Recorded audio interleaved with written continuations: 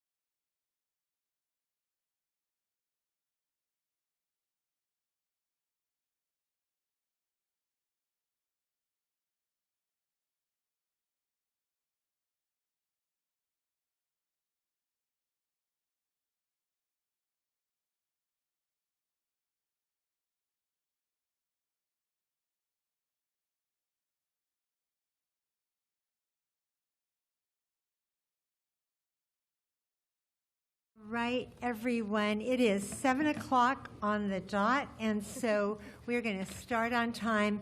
Good evening, everyone, and welcome to the City Council meeting for the City of Alameda. The council, actually not just, we gave ourselves a little break. We finished closed session early, but we have returned from closed session, and I would like to ask our City Clerk Laura Weisinger to please announce any action taken in closed session. Great. So staff met, the City Council met regarding one item, 3A, which was existing litigation, and staff provided information and council provided direction unanimously by 5 ayes. Thank you for that. With that, I'll adjourn this special meeting, the closed session, and I'll call to order the regular City Council meeting. And we will start with the Pledge of Allegiance. Councilmember Daysog, could I ask you to lead us in the pledge? Yes. Please all rise as you're able. Ready, begin. I Pledge allegiance to the flag of the United States of America and to the republic for which it stands, one nation, under God, indivisible, with liberty and justice for all. Thank you. Thank you, Councilmember Daysog. Madam Clerk, are there any agenda changes? We'll really quickly note roll call. I'm so sorry, present. Is roll it- call. Okay. Madam Clerk, I knew it was Madam Clerk something. Council members Bowler. Here. Daysog. Here. Jensen. Pryor. Here. Mayor Essie Ashcraft. I am here. 5 present. Okay, so I have an agenda change I want to propose, and that is to, I guess I have 2 agenda changes I want to propose. One is to hear 7B, which is on the regular agenda item. I believe, do we have little people in the room for on 7B, the radium? They're not here yet, but I was told there was young ballerinas who are going to be here. Okay, so here's the deal. I will always yield to small people in tutus. If on item 7B, if indeed we have young people, little people, we're going to hear, I would like to propose that we hear that first on the regular agenda. And then, And your other one you can do under consent if you want. and the Or other not. one, okay. Yeah, either okay. way. That's the agenda change that, we need to vote on that though, right? On the, Hearing 7B haven't first? seen 7B first, yeah. Yeah, you can. Okay, so what I'd like is, and it's a little bit conditional, again, if it's just adults, 7B can stay where 7B is after 7A, but we'll see. So what I would just like to say is if there are young people who show up for 7B, I would like to hear that first on the regular agenda. Somebody want to make a motion in a second? I so moved. It's moved by Vice Mayor Pryor, seconded by Councilmember Jensen. All those in favor signify by stating aye. Aye. All right. Okay, and so then we will move on to... Actually, I have a request, a proposal for I agenda believe changes. yours is on the consent calendar, if I recall correctly. Oh, that's true. But I Are think he we- wanted to do it to withdraw it altogether, which is different than just removing it from the consent calendar from discussion. Do we not wait till we get to the consent calendar? That's an agenda change. That's the difference between just pulling it and, I'm sorry. Okay. Yeah. All right, so Councilmember Bowler. Thank you. So I have a proposal, and it's a motion, to continue items 5C for open and closed session to May 5th. Our recruiter actually informed me last week that she was preparing new and important information for us, and she believed that the council could consider it in a future closed session. We didn't actually receive this until after 10 a.m. today, and so now I think we need to notice a closed session. And none of this reflects in any way on the excellent candidate we have or on his merit or his credentials. He's an impressive candidate, given his broad experience, his expertise, and his knowledge, particularly of Alameda. So essentially, we previously received incomplete information, and as fiduciaries, we just need to discuss the item and the new information in closed session, and that's the only place this particular information can be discussed. Okay, so I'm totally unaware of what you're speaking about, so I'm not going to second the motion, but... I'll second it. Okay, we have a second. Any further discussion? Okay, the motion's been moved by Councilmember Bowler, seconded by Councilmember Jensen. All those in favor, please signify by stating aye. Aye. Question? Yes. Question regarding agenda changes. Would now be a time to ask for item 5D to be placed after 7B? I actually am, I'm going to address that, and I'm mayor's prerogative, I'm going first, but I will go next. Okay, I'm really confused by what Councilmember Bowler has just stated, and so if I don't understand something, I'm certainly not supporting it. So that would be 4 voted aye and one opposed. Got it. Okay, and as long as we're talking about consent calendar items. So on item 5D, and this is the memorandum of understanding between the city and Alameda Little League. The only reason that I agreed to keep this on the consent calendar when we held our agenda meeting, which we do before the agenda is published, is because I asked at the time, this has been a controversial issue. I'm hearing a lot of feedback from the community. And so shouldn't it be on the regular agenda? And I was told that there had been robust outreach to the neighbors. And I will take responsibility. I'm a former litigator. I should have asked the follow-up question, which would have been, tell me what you mean by robust outreach, because there are different interpretations, apparently. What I do know is I continue to be contacted by concerned residents. I did a walkthrough last week in the park, and half a dozen joined me. I was on the ferry coming home from a meeting in San Francisco, and a resident approached me and said, Madam Mayor, I live on the park. I want to talk to you about something, which made me think there hadn't been enough public outreach, but it's never too late. We have a public meeting here tonight. My proposal to the council is that we pull this from the consent calendar. That's not a big deal. We do it all the time. However, the council rules dictate that any item pulled from the consent calendar goes to the bottom of the regular agenda. We have a meaty regular agenda tonight. We have little people from Little League in the room. I do not like to keep little people waiting. You adults, that's different. No, we try to move the meeting along. But so this is my proposal. I would like us to remove item 5D from the consent calendar, put it at the top of the regular agenda. If the little ballerinas in tutus on the Radium runway item show up, they'll go first, and then the Little League will go second, because I think we have more Little League speakers. But nonetheless, anything with young people we're going to hear first. But by also moving it to the regular agenda, I want us to allow ourselves the same 9 minutes that we would have had if this was placed on the regular agenda to begin with. And if anyone has any questions, wants clarification from me, I'm happy to answer questions. Vice Mayor, you look quizzical. I was just going to move your recommendation. Thank you. And then, okay, thank you. We've got a motion from Vice Mayor Pryor. A second from Councilmember Daysog. Councilmember Jensen, is there anything you want to say?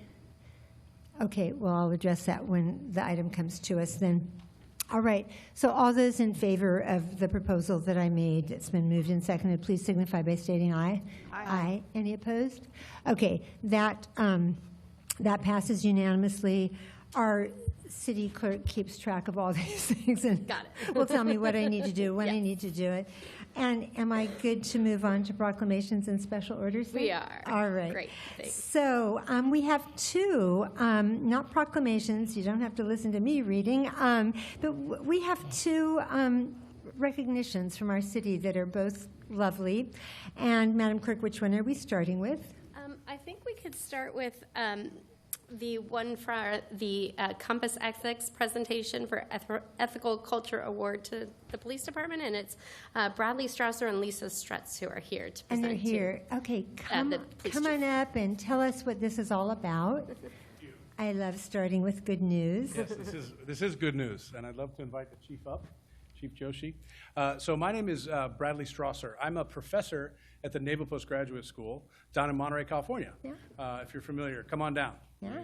Come down and do some wine tasting with me. But Mayor, council members, clerk and deputy clerk, and great people of Alameda, I come bearing good news, which is that Chief Joshi here has adopted a tremendous ethics program for law enforcement.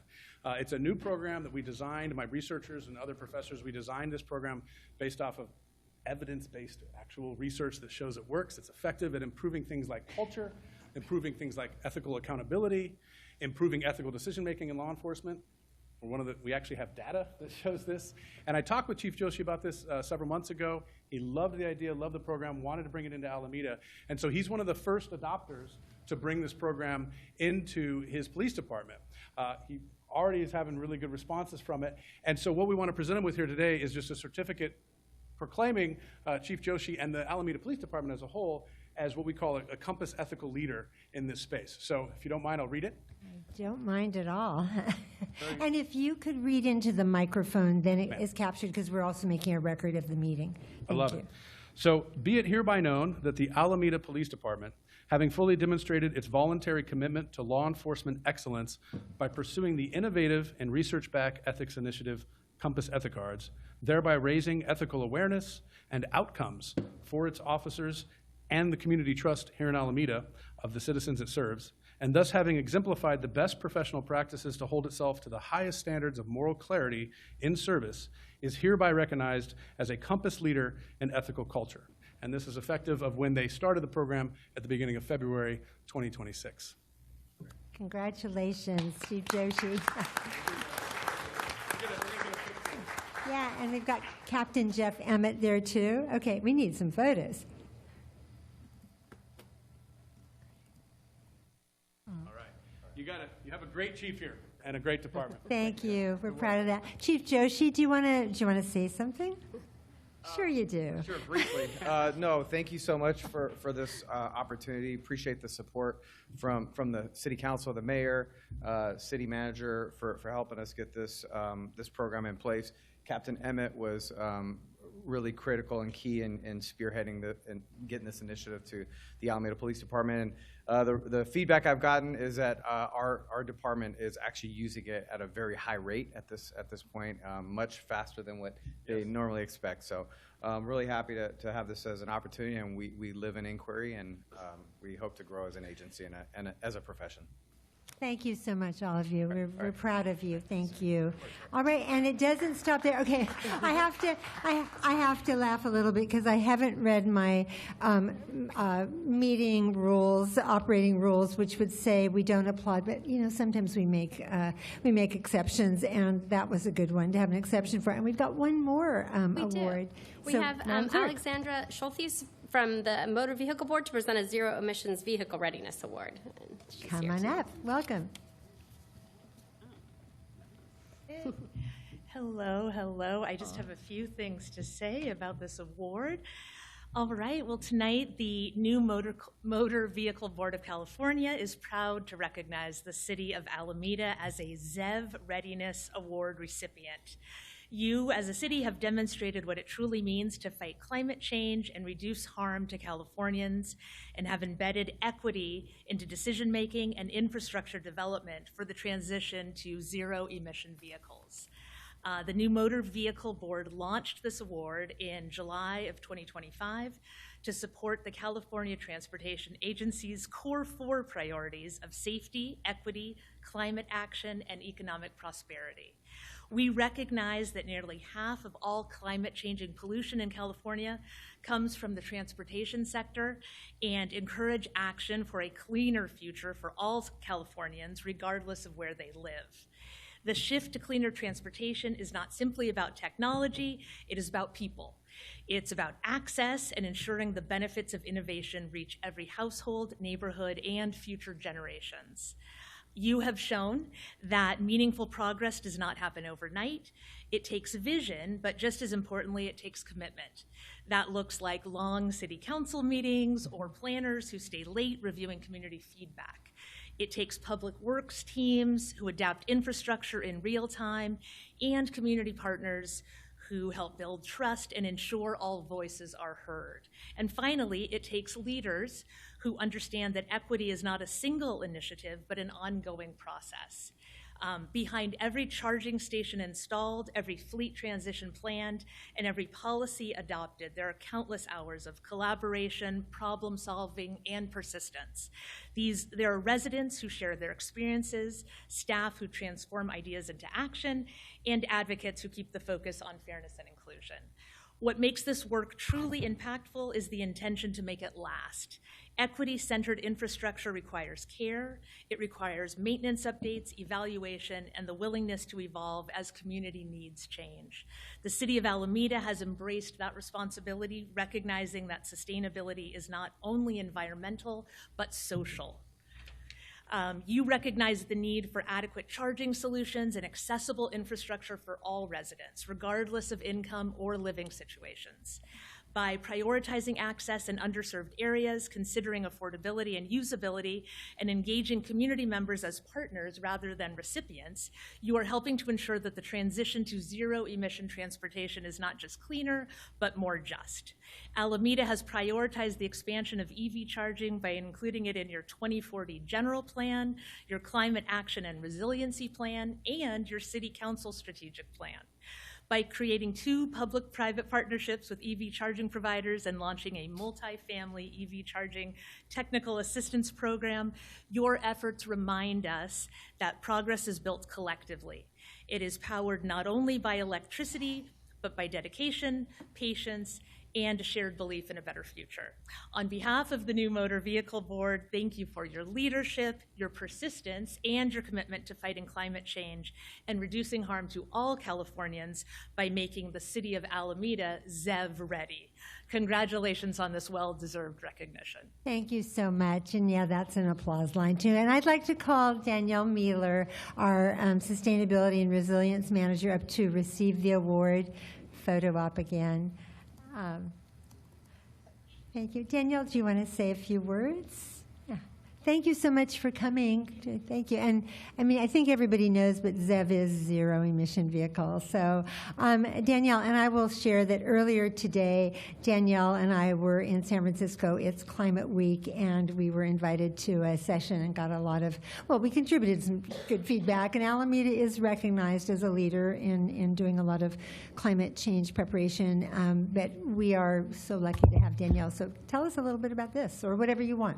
Thank you. So thank you to the New Motor Vehicle Board and to City Council for the support, as well as the many different departments that form our EV charging working group. We have Public Works and the Parks Department, Planning and Building, and the Housing Authority, AMP, of course, huge partners in helping us to bring more accessible public EV charging to Alameda residents. We have a growing number. I think we're up to 12% of our registered vehicles are electric, and it's been growing rapidly every year.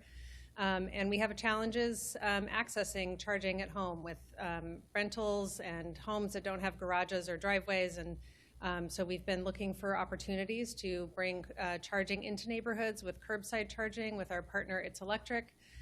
To city-owned parking lots at parks and public lots with our partner Blink. We recently deployed our first new charger at Bohol Circle Immigrant Park, so please check out that charger. We have our first curbside charger at Alameda Housing Authority Everett Commons, so please check out that charger. And we have more in the works, and we're looking forward to deploying that and making EV charging more accessible to all Alameda residents. So thank you. Thank you so much, and thank you for all your good work. All right. So with that, but before we go on to our oral communication, I do just want to do my ground rules for City Council meeting conduct. I always like to remind people that this is a business meeting. We are conducting the business of the City of Alameda, the people's business. That's all of you. But because it's a business meeting, we don't applaud, boo, cheer, jeer, do the wave, because it's a business meeting, not theater, not a sporting event. And also, we want to just listen respectfully to all of our speakers. And when you are the speaker, we want to listen to you, and we want you to stop when the timer says your time is up, or even before that. And the reason I stress this every time we meet is that for many people, public speaking is one of the most stressful things they can do. It takes a lot of courage to get up, to come to a microphone. Some people might even decide they just can't do it because the audience was really raucous. They booed the last speaker. I don't want to be booed. We don't want that here. This is a safe space where everybody is entitled to express their opinion, and we want to hear from you. I also give this reminder because we want to set a good civic example, not just for ourselves and each other, but for the young people in the room. Hello, young people. It's lovely to see you. But also some of them are watching. I know because I talked to their parents.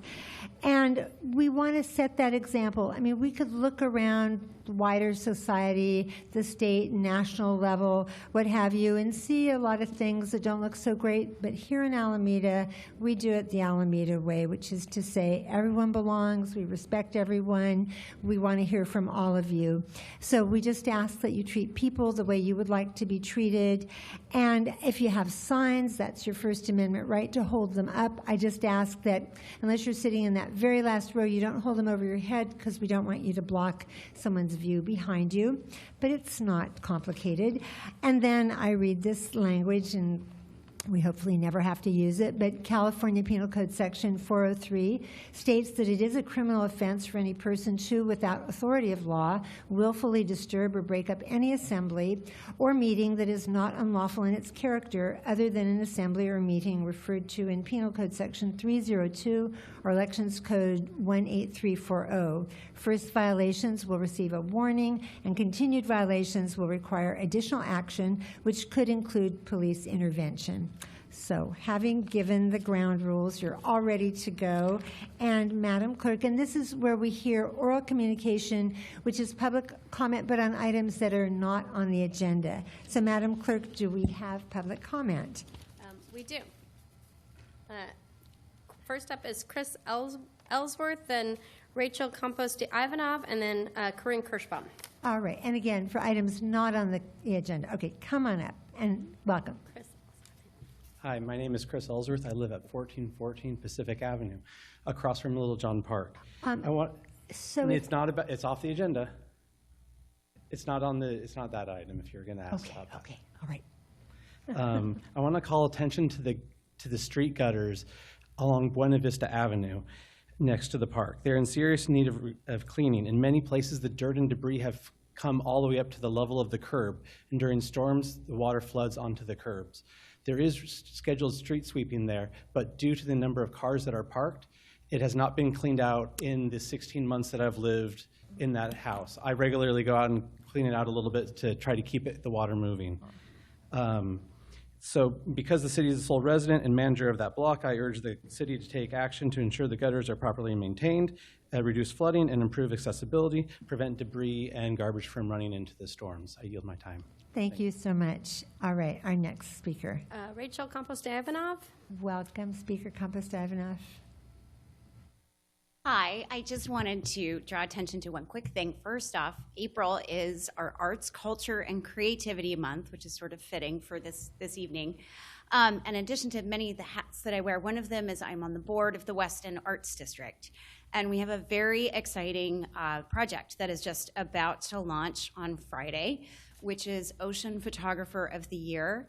I wanted to say an extra special thank you to our city staff, to Walker Toma, to our building official, to our fire official, who have helped us transform an unusual place, which is an old airplane hangar. It's now been transformed into what looks like a beautiful gallery space. And so I certainly hope that people will come. It's open through May 17th on the weekends. And it's just yet another example of how arts, culture, and creativity is transforming Alameda Point. Thank you for that. And our next speaker? Corinne Kirschbaum. Welcome, Speaker Kirschbaum.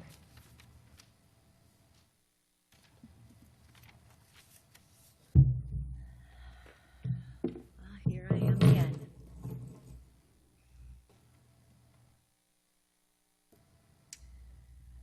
Good evening. I am here tonight because this city wants the public to believe there was oversight, accountability, and progress.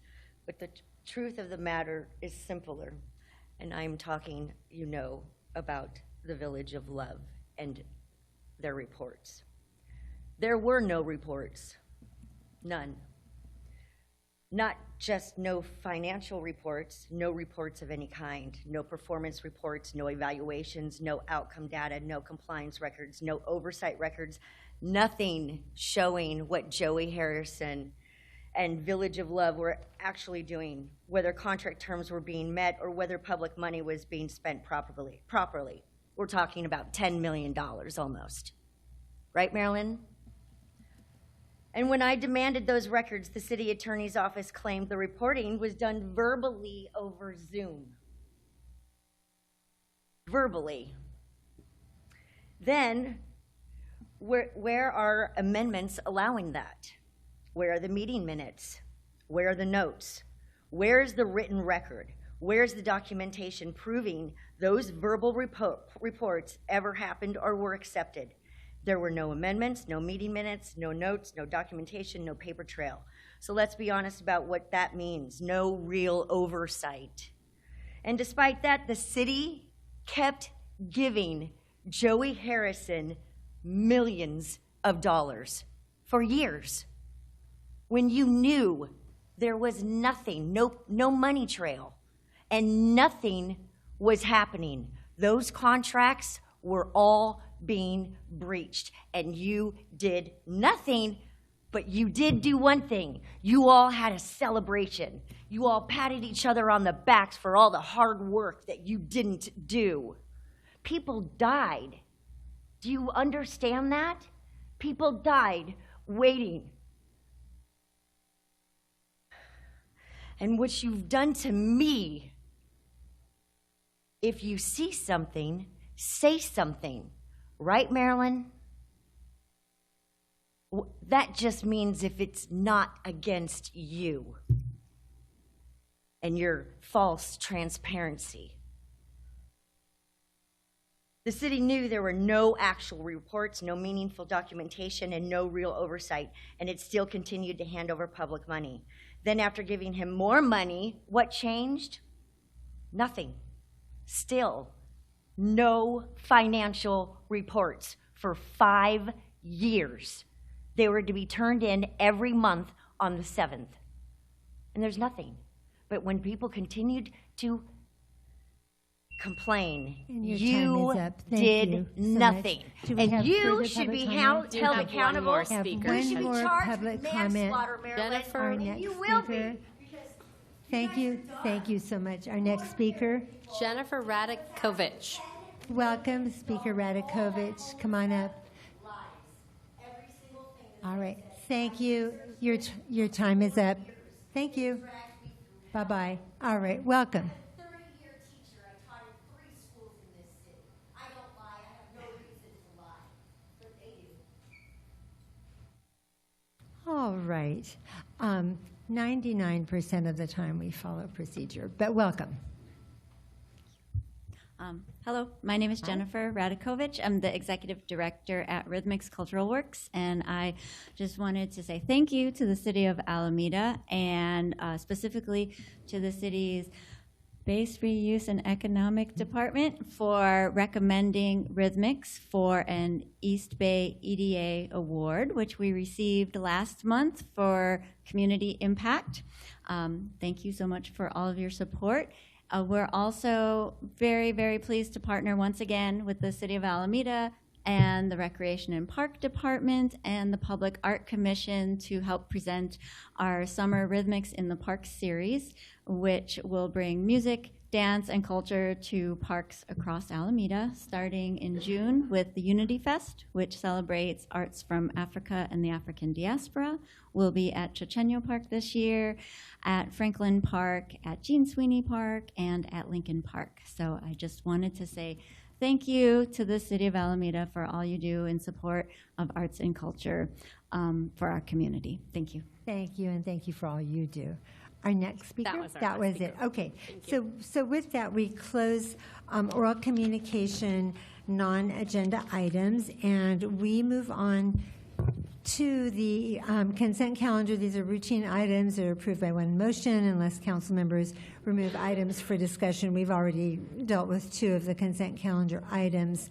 So first up, are there any items the council wants to pull that we haven't already dealt with? Pull from the consent Could I calendar? just note something on the consent calendar, recusal, just so it's clear for the, Of course. for, 5L, recusing myself on that item, and as long as there's no discussion and Okay, a more questions, I'll recusal, we stay. got it. Thank you so much.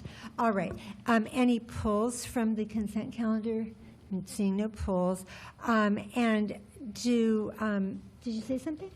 Yes. Councilmember Desai. Thank you. I'm a recusal on 5K. Thank you. Webster Street. Thank you. That's how you do a recusal. Perfect. Thank you. Okay, and then City Clerk, did you need to make any announcements on the consent calendar before I look for any? Give me 1 second. The Deputy City Clerk noted that's J is the Webster Street, K is Park Street. We just wanted to correct that, sorry. And now what's your question? I'm sorry. I have down City Clerk announcements. Is there something? Oh, no, that's okay. Oh, no, there is. Yes. Thank you. You reminded me. Oh, I appreciate only it. because it's I in need my it today. script. Very good. There's a public hearing on the consent calendar, which is to consider an economic development subsidy to be provided to the Oakland Roots and Soul and adoption of a related resolution. And now is the time for public comment on that hearing. Thank you. Okay. So well, and I'm going to take the question from our colleague, Councilmember Jensen. Oh, thank you. This question is regarding several items, and it's kind of related to Councilmember Daysog's recusal. I have a Could you question. give us a letter so we Yes, can I will. refer I have along, a or question several? about items 5J, 5K, and 5M, and this is for the city attorney. I understand that Councilmember Daysog is recusing himself because he has a relationship or a financial issue with one of these. And my question goes to that. I have relationships with people who are on the boards of Webster Street Business Improvement Area, the Park Street Business Improvement Area. I actually have a close family friend who's the director of the WABA, and I also know board members from the Roots. And so I wonder if you could give me some guidance whether I should be recusing myself. Council member, generally personal relationships that are friendships are not alone are not sufficient to require recusal. So because I know people and I have conversations and relationships, I don't need to recuse myself? Right, and council member, state law provides that there are financial reasons to recuse. For example, if there was a campaign contribution on an item before the council in excess of $500 from a single source is one example. Of course, council members will, outside the state law context, would need to be able to assess whether or not they're able to judge and review each item in front of them with impartiality, and that's a question for each council member individually. So if for example, my husband's on the board of the Chamber of Commerce, and he actually used to be on a board with the director of WABA, and so we have these relationships, but that's not sufficient. And of course, I support economic development, so I might be biased towards economic development in Alameda. Well, council member, just to reiterate, personal relationships alone generally does not require recusal under state law. Whether or not a council member is able to impartially judge an item is a question that each council member would have to judge for themselves. Thank you. That's all I have. Thank you. The city attorney can't tell us everything. Madam Mayor. All right. Yes, sir. Perhaps if I could clarify my recusal, Please. which I believe is a requirement as part of the state law.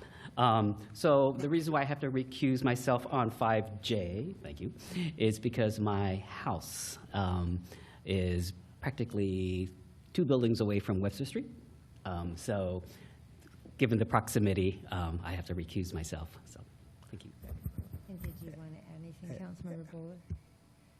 No, I don't need to. Thank you. Good. Okay. All right. Thank you. Okay, so we've answered your questions, have we, Councilmember Jensen? All right. Did you want to say something more? Madam Mayor, yes. Councilmember Shen. The city attorney.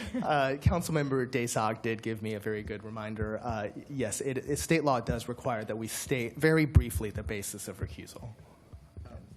Okay, and I've done this in previous, that's why I didn't think of that, but basically, I have an investment that relates to buildings in Alameda that are occupied by tenants. So for possible financial recusal purposes, I'm recusing myself. Thank you for that. Okay, so okay, so we had council questions. Madam Clerk, do we have any public comment on the consent calendar? There is none. Okay, and you told us about this hearing on the item involving the Roots and Soul. Okay, and did anyone want to comment on that? Seeing none. Okay, and you said no public comment? Right. All right, then it's time for council discussion, if there's any further discussion, or a motion and a second to approve, noting all of the recusals and everything else that was said in the course of this discussion. Motion to approve the consent calendar? I move that we approve the consent calendar in consideration with the 2 recusals. Right. And was that a second? And it's been seconded by Councilmember Jensen. All those in favor, please signify by stating aye. Aye. All right. And that passes unanimously. So then we go on. Okay, I am not seeing little ballerinas, so we will then go on to the item 5D that was moved. We voted to move it to the top of the regular agenda, and also to give ourselves 9 minutes, which is what we have for regular agenda items, as opposed to 3 minutes, because I think this one merits a discussion. So come on up, city staff, who are going to present. And before we hear from our Recreation Parks Director, I just want to level set on this item. And that is to say that this issue, there's really 2 issues about 2 great programs, and it should not be divisive. We are going to figure out a way forward. We're going to find a win-win, because these are 2 very public, they're public but very positive programs, which is to say public parks and youth sports and the volunteers that come along with them. And I also want to remind everybody, I said as much earlier in my ground rules, but let's set a good example, a positive example. That, of course, is a lot of what youth sports is about, but let's set a good example for the young people in the room, for the way we can discuss something where we don't all start on the same page, but we're going to end up with some sort of a consensus and a positive way to go forward. So I ask a bit of grace from all of you, and to just bring your best selves to the table. And welcome. Director Long, you want to introduce yourself? Good evening, Madam Mayor and council members. My name is Justin Long. I'm the Recreation and Parks Director here in Alameda. And tonight we're here to present an agreement with Alameda Little League for usage of one of our sports fields at Little John Park. So I'll get started here. Our MOU goals were to create a successful situation for both youth sports and our surrounding neighborhoods. Almost all of our parks in Alameda are neighborhood parks, so they're all nestled in our community. We wanted to establish timelines of usage and provide opportunities to address concerns as they arise, set expectations around maintenance and usage, and also establish responsibility around improvements to the park, specifically to support those activities. So a little bit of background. So Alameda Little League approached us in October, late October of 2025, seeking a field for their age to 12 age group, also called the Majors. This group had been traditionally playing at the Wood Middle School, and during the renovation, one of those fields has not become available any longer due to the renovation. The existing age, the group has 8 teams. It serves about 96 kids. They only play games against other local Alameda Little League teams, and they were seeking games to be held on Saturdays and practices to be held Monday through Friday. Currently, ARPD has 20 ball fields in their complement. Alameda Little League utilizes 12 of those fields at a given time. And then Alameda Girls Softball utilizes 9. As you can tell with that number, there's overlap. And then we have many other youth organizations that use our fields, from soccer to Frisbee, lacrosse, all sorts of sports that are sharing those same multi-sport spaces. And we do this field allocation every spring and every fall, where there's a really delicate balance of meeting everyone's requests, needs, trying to balance out all those different components that we can try to have all of our fields occupied as much as possible, and meet as many people's needs as necessary to provide these sports for our youth in Alameda. So when they approached us, staff sat down with Little League, figured out what the requirements were for this age group, and then we looked at potential fields that were available or potentially available due to the size that they were looking at. We identified Tillman, the multi-purpose field on Alameda Point, Little John, Godfrey, Rittler, and Bayport. And what we looked at was the field size and then the infield size, because there's a specific distance it has to be from the mound to the plate, improvements required to be able to support those activities. And then we also looked at how the complement in some of those fields get used. Like, for example, Rittler has soccer, baseball, other activities. Bayport has lots of soccer, baseball, softball, other practices that happen there. They have Frisbee groups. They also have, sorry, fluttering, but mainly soccer and baseball and softball.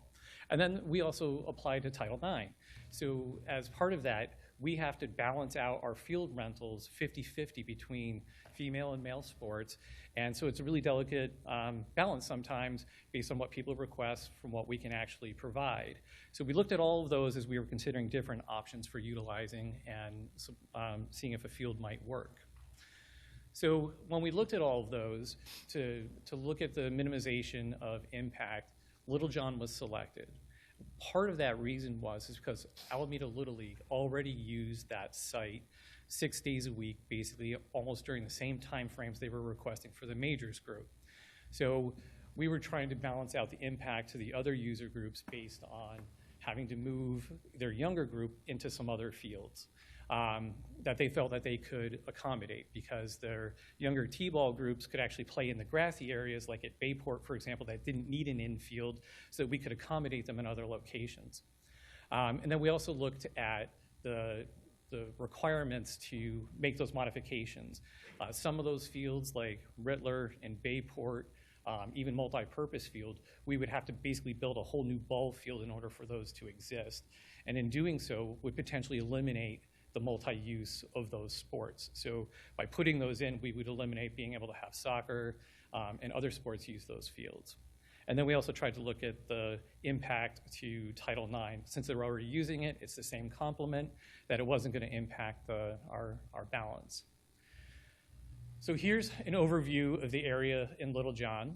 So this is Littlejohn Park, Buena Vista to the north, with Pacific on the bottom, and Benton and Sherman to the left.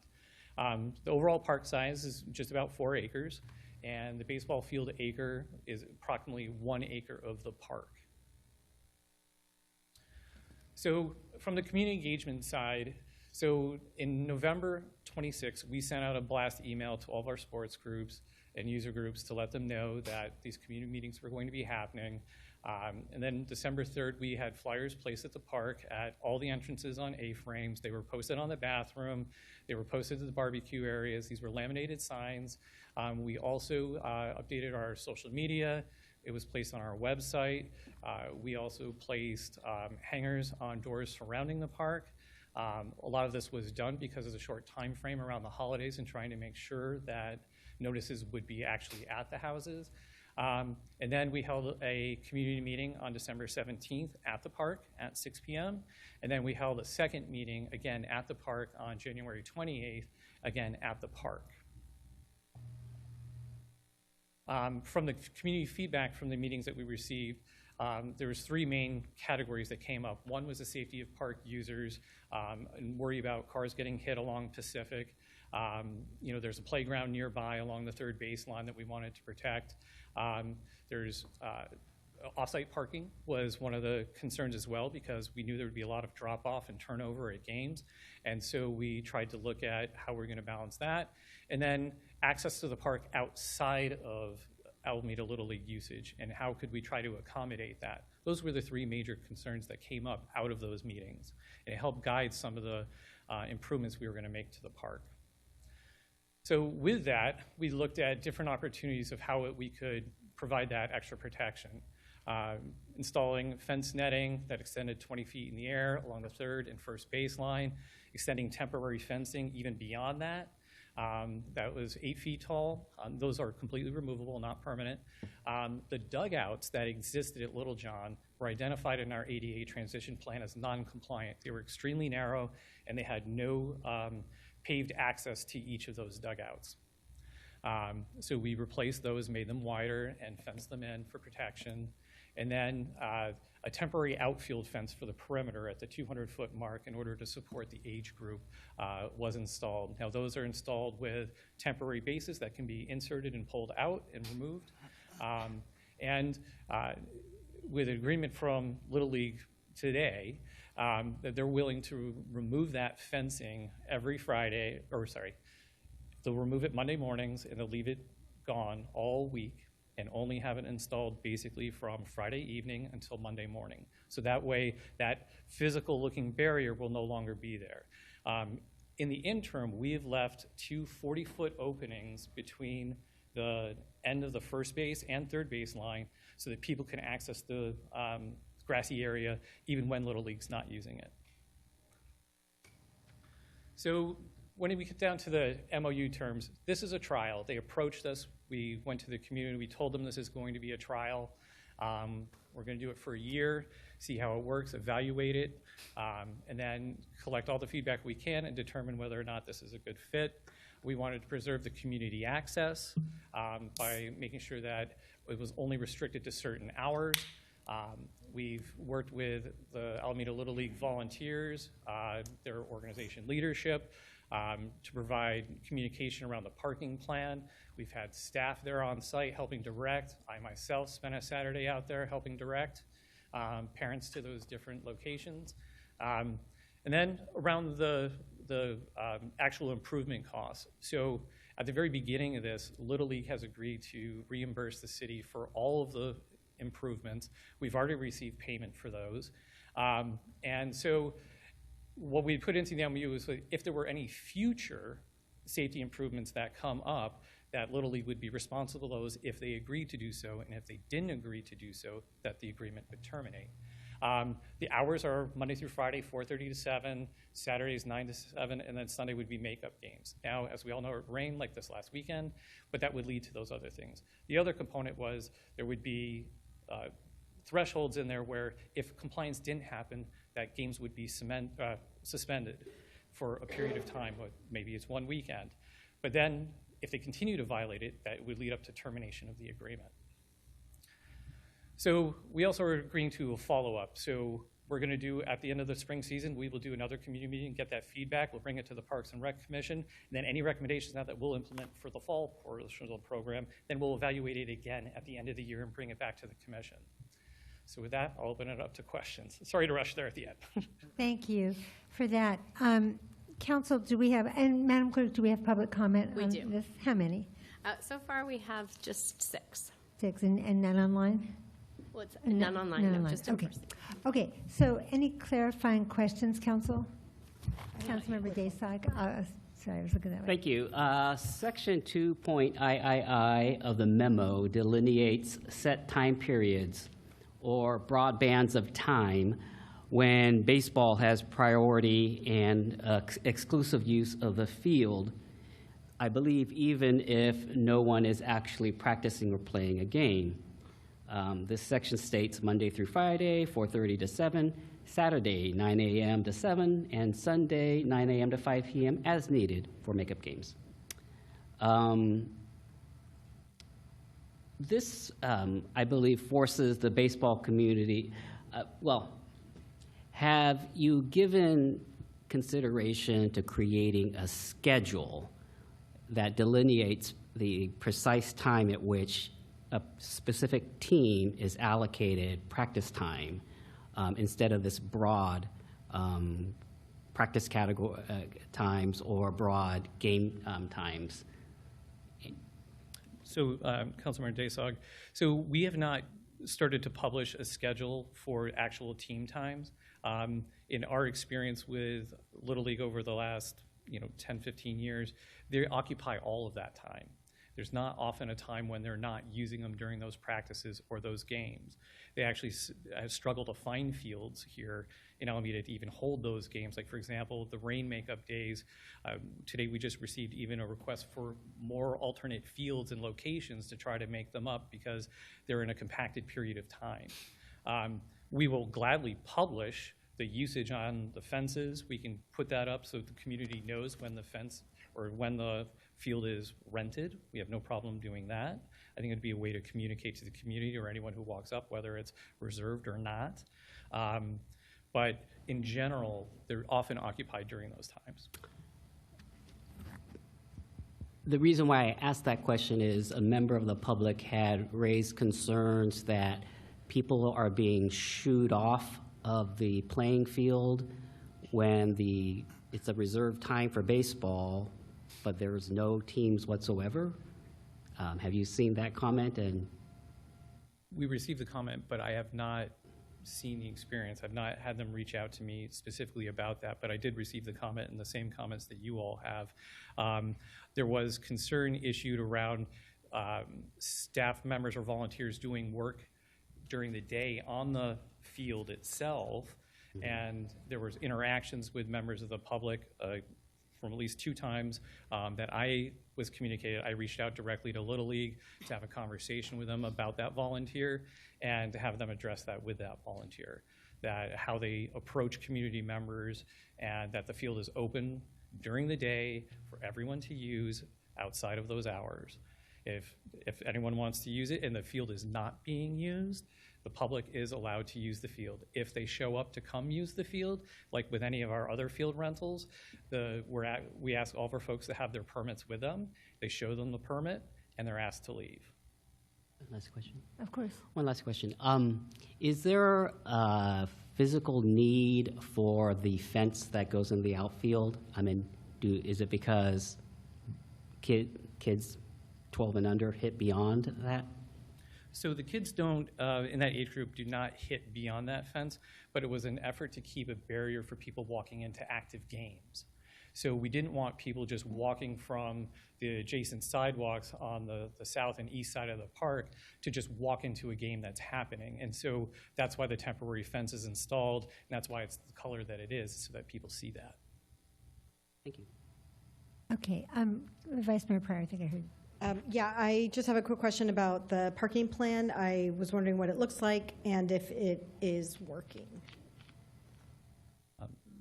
Clerk, could you mind pulling up the PowerPoint again? I've got one last slide here that shows the parking plan. So this is the parking plan that we worked on in coordination with Little League. That on your left image there, it's identifying a drop-off zone by the rec center, and then identifying for Alameda Little League parents and spectators, even coaches, to then go and park at Gene Sweeney and at Wind River. At the time when we had the conversations with Blue Rise and Wind River, the parking lot to the east with the big P was available. They have since closed that parking lot due to different vandalism trying to keep negative aspects from happening. And so we secured with them through a license agreement 35 spaces in the parking lot just adjacent to the north there. And so between Gene Sweeney and Wind River, that is where we've asked all Little League parents and spectators to park, especially after that drop-off zone, so that they would at least be able to drop off their equipment. People who have disabilities who need to be dropped off have that ability. And is it, to the best of your knowledge, is it working, or are the families of the Little League, almost said students, Little League players, are they, like, for the most part, complying with this? So I'd say it was a little bit rocky at the beginning, which is why I even personally was out there for a weekend trying to provide that information to folks. But it has gotten far better and far more compliant. There was issues at the very beginning where some driveways had gotten blocked, and we've since sent out multiple communications through Little League. We've also worked with having staff and our park monitor go out there to make sure. And so that's what we've been doing in the meantime, and we've seen a lot better compliance. Yes, there's a lot of turnover, so parents are coming and going between games. So every hour and a half, there's a turnover of parents and kids. So there is an influx of traffic. I'm not going to deny that at all. I have a couple clarifying questions.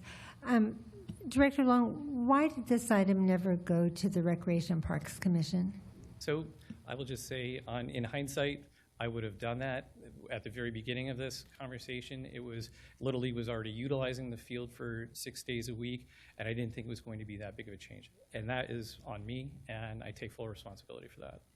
So, acknowledging that, and I appreciate that, going forward, why would you not bring this item to the Recreation Parks Commission to decide how to move forward as opposed to giving them your feedback? Why would you not let them hold a public hearing and themselves collect feedback from members of the public? Well, the intent to bring it to the Parks Commission is to get feedback, as well as bring feedback from the community meeting, and then take those recommendations from what we hear at that commission meeting to adapt the MOU. Okay, so I may be misunderstanding, or we may be misunderstanding each other, but rather than the Recreation Park staff convening another community meeting about the park, why don't you just make it an agenda item on the Recreation Parks Commission? I do think, Madam Mayor, we may be misunderstanding each other. Okay. I wanted to do both. To hold a community meeting and then bring it to the commission meeting so that we can have even more opportunity for feedback. And I would suggest, and it'll be my recommendation when we deliberate, that it's time for this to go directly to the Recreation Parks Commission. We have a very competent commission. I did understand you to say that there were ADA improvements needed to the dugout. So who did the work? So all the work was performed by city licensed contractors. Okay. We utilized city dollars to do the work with the reimbursement from Little League. All right. Okay. I was just a little confused because when I did a site visit last week, there was clearly a Little League volunteer doing something at the dugout, but maybe just some maintenance. So if someone wanted to reserve Little John Park for a birthday party with a bouncy house on the weekend, could they do that? Right now, we've suspended renting that facility and made it first come, first serve. What we didn't want to do is actively attract even more people to the park in order to limit congestion. But we wanted to make it first come, first serve, and so that's what we've done. But we've suspended doing the reservations. Okay, I don't know if, I bet you have organized a kid's birthday party or two. It's kind of hard not to know if you have a location until the day of. But that brings me to my next question, and we've emailed and we've talked about this item. And I asked you what other parks were considered, because in the Recreation Parks flyer, we are well parked and we're adding more in the city. And you listed some, but not others. And my question to you is, did you consider other parks with fields that wouldn't have precluded other usage of the park? For instance, Estuary Park, Franklin Park for the little people, Cruzy Park, Ladecker Park, Lincoln Park, McKinley Park, because and I don't want to get into discussion, this is still question and answer, but what I see when I go to Little John is a park that has been precluded from other uses for a year, and I just, looking at the map and knowing the parks in Alameda, I once worked for your department, I just wondered why we couldn't have found another location that didn't have quite as big an impact. Sure, I'll gladly share with you. Part of the issue is that most of those fields are already used by Little League. So they currently use Bayport, Rittler, Lydecker, Franklin, Tillman, Woodstock, Little John, Gottfried, Estuary, with the Challenger Field, Lower Washington, and Cruzy sometimes. So they're already currently using a lot of those fields already. And McKinley doesn't have a field big enough to support Little League games. So, and of course, you've told us earlier, and it is known that Little John has for years been used for a younger age group for Little League, and I heard nothing from the public about that. And obviously, you had to do some schedules and some changing. And so I'm just wondering, and again, this is something that perhaps the Recreation Parks Commission might have debated, why there might not have been, or why there might still not be an opportunity to have the older age group someplace that didn't completely preclude weekend usage essentially for all summer and really the better part of a year. So scheduling? So we worked on scheduling with not just Little League, but also we're balancing out soccer, a lot of other Alameda youth groups that are sharing those other surfaces, which would have required us to change those. Like, for example, at Rittler, we would have had to put in another diamond, which would have made soccer non-usable at that facility. At Bayport, we would have had to do the same thing. Even at Tillman, in order to put in the temporary fencing, it would have precluded both soccer, rugby, and other sports in that one. So they all required some level of modification. So it wasn't just a trade in one for the other. Like, for example, multi-purpose field. Where is multi-purpose It's right next to field? the Alameda Point Gym. Oh, okay. So it's a big flexible space that can support both Huge. soccer, but the baseball field is too large for Little League. It's meant for older individuals. And so therefore that couldn't be utilized because it's actually dangerous for a lot of the kids to be playing on an infield that's too big. Okay, we can take some of this online because I do want to get to our public comment, but I will, the last thing I'll ask about, and this is information that I would have liked to have seen in the staff report. We've had concerns expressed about there's no insurance agreement, there's no indemnification. Well, there's not in the MOU, but I believe there is somewhere. Do you want to address that? Yes, so every year we operate with an approved field allocation policy. So for anyone who rents a field or space from us, has to have insurance and indemnify the city. And those insurance requirements were established, in conjunction with with the city attorney's office, our risk management. And so every year, anyone who does that updates their insurance certificate to make sure that they can even operate on our facilities. And I understand that now, and I say this all the time around City Hall. You can't over-communicate. You can under-communicate. It usually doesn't go well. That should have been in the staff report. And so going forward, you know these things because you live and breathe this work, but the greater public doesn't, and it doesn't lead to increased trust when we don't have all the information out there. Okay, any other clarifying questions, Council? Was that your hand up or just your council member? No, okay. Okay, thank you, Director Long. Madam Clerk, let's go to our public comment. Still six? Still six in person? Okay. Only, okay. First is Deborah Arbuckle, then Heather Little, then Jill Ingram. Okay, and be ready to come on up when you hear your name. We'll keep this going. And bring that microphone down to wherever you need it. Welcome, Speaker Arbuckle. Mayor, Council, my name's Deborah Arbuckle. I'm a neighbor of the park. I live one house away from the park. I did not get notice. I think what happened maybe, they didn't send anything to our house. I can tell you that much. The first time they had a meeting was around Thanksgiving, and I think a lot of people were gone. So they had a second meeting, and we did see something on the walkway around, so we went to the meeting. And we told them we didn't like what they wanted to do, and they said, well, this is just going to be until May, the end of May, and it's a trial. And I was like, well, okay, that's reasonable. But what I'm seeing is they are controlling that park. They have total control. I feel like the Old Boys Club just came down and took it. We did not have any input. It is not available to other people. Taking the fence down is a good idea. But when they're playing all the time, or someone comes to use the park and they start throwing the ball near them, so they leave. Or I see little kids standing in with their little face pushed up to the net on the outside going, oh, I wish I could go there, when nobody's using it. So this is, what they're saying about what they let us know, what they told us, the size of where the fence was going to be, it's all false.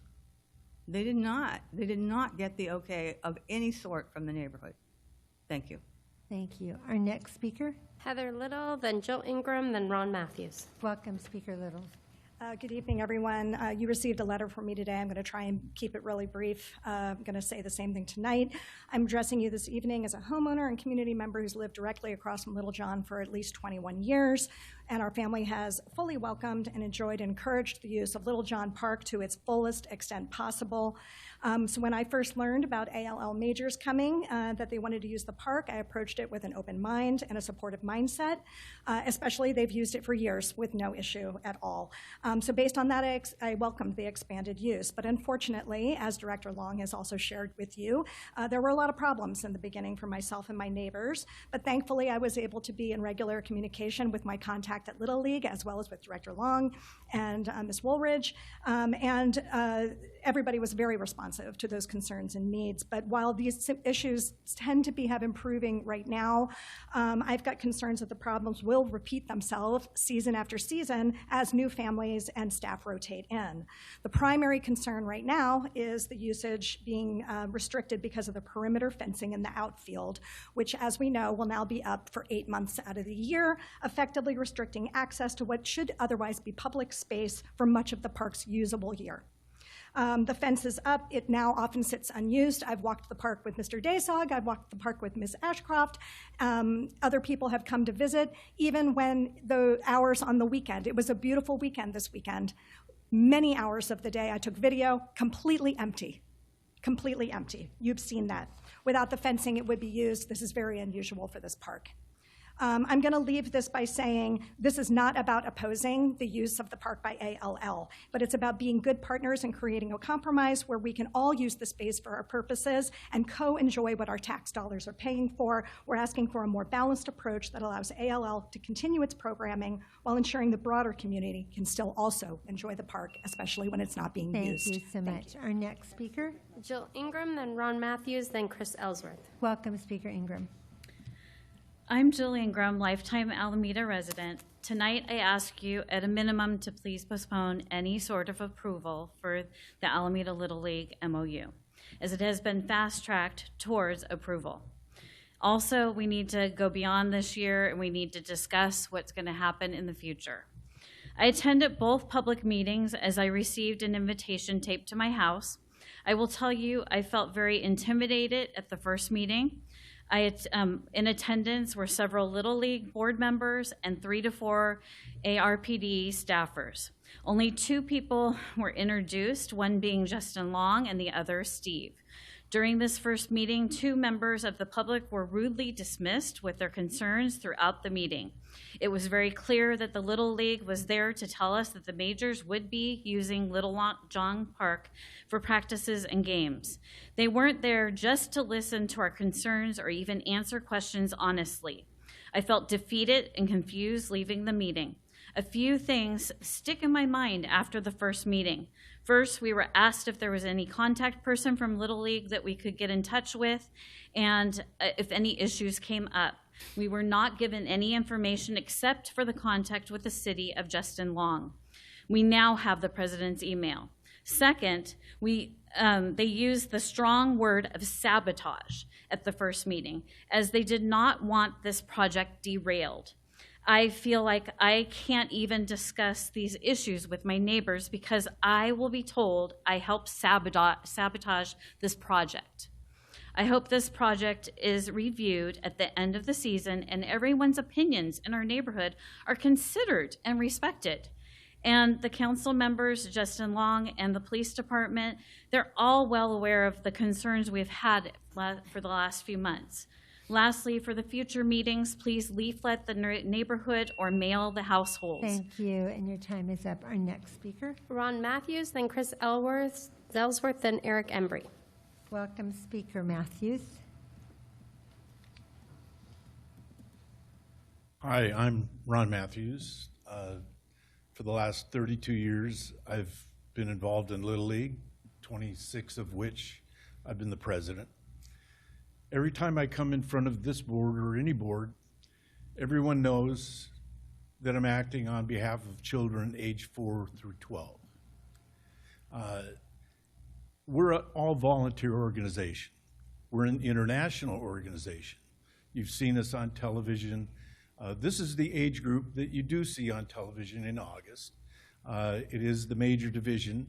The 11 and 12-year-olds have been in the program for 7 or 8 years, working their way up the ladder, and they deserve a good field, which we were able to provide previously, but due to the AUSD changes at Wood School,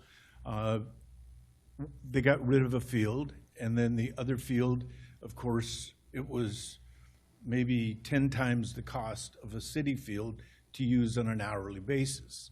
So there are economics involved, and we had to study those economics. We are still using the AUSD field Monday through Thursday for this age group at a significant cost bearing to our nonprofit organization. We've invested considerably. Amy came to me back in 2014 for the Challenger Field, and she did a fantastic job. We donated $50,000 at that time. That was a lot more than it is today. And Amy was able to get significant funds to help build the Challenger Field at Estuary Park.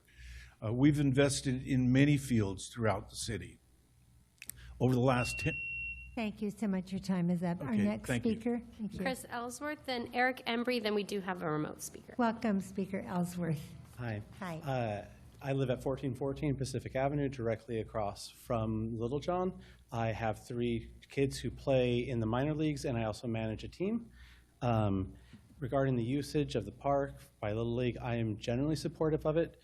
Noise levels have been reasonable, not much higher than when Little League wasn't playing there, when there's birthday parties or other things.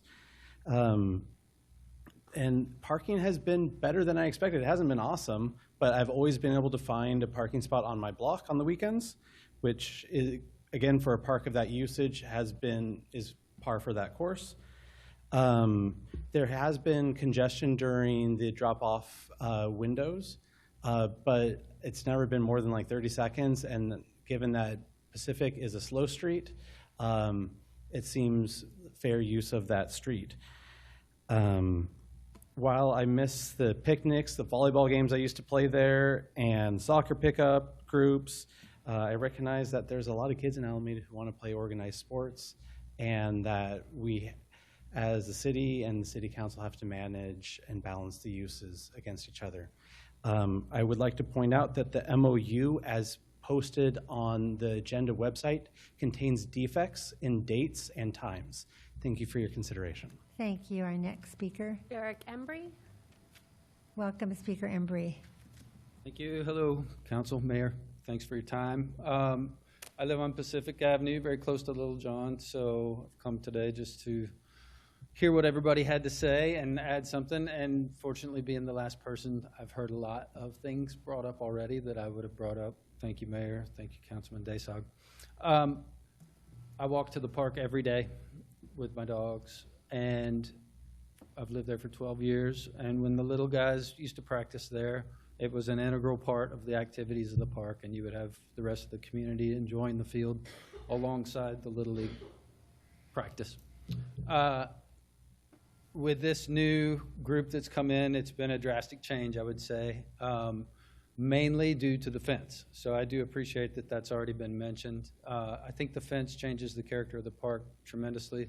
I think it's a fantastic idea if the fence is taken down, especially given that it's temporary or removable, anytime that there isn't an active use of the field by Little League. Not Monday morning so much as maybe Sunday at 5, or even Saturday night if there are no makeup games. I think it's a great idea for Parks and Rec to bring this in front of the commission. Community outreach-wise, I knew nothing of either of the meetings, and like say, I live a block and a half away and I walk the park every day with my dogs. Don't feel like the outreach was quite sufficient. I've talked to some of the parents very recently in the last week who I've seen pulling up, parking, getting out, going to the field, and I've asked them about their awareness of the parking plan. So far, 100% are not aware that they're supposed to park elsewhere at Sweeney. I said, you haven't seen the map? No. So I think Little League should do a little better job with the outreach, with the administration. Thank you so the much plan. for your comments. And now we have 2 remote speakers. All right. The first is Wallace Beaver. All right. Welcome. What was the name again? Wallace Beaver. Okay. Welcome, Speaker Beaver. Hello, I go by Wally. Nice, thank you for having me. First of all, I want to thank our ARPD staff and ALL volunteers for making the field playable.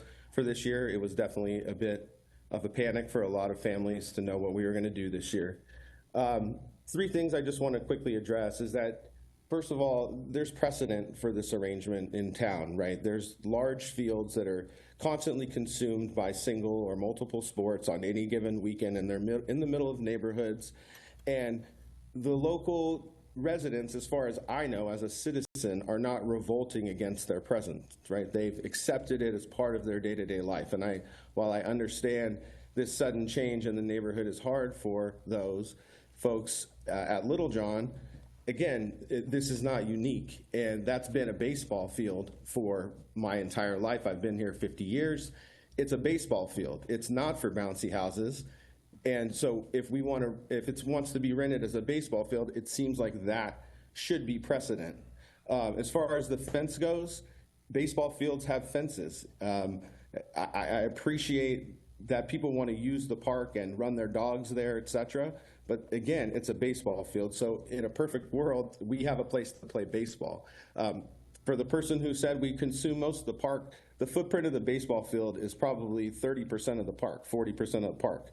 We don't use the basketball court. We don't use the building. We don't use the playground. We hang out in the outfield and use the barbecues if they're available and we want to, but that's what, there's nothing wrong with that.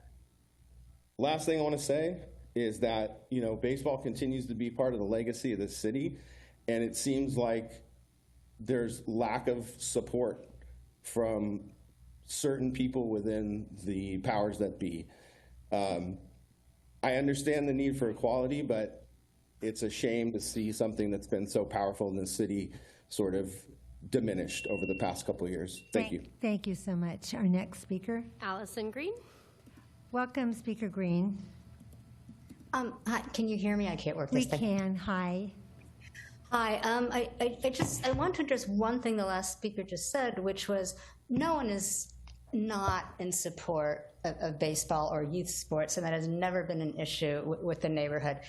It's been the communication, and it has been driving out the diverse multicultural use of what is a general use field, as far as I understand from the city designation. So yes, there's a baseball field. It's not exclusively a baseball field.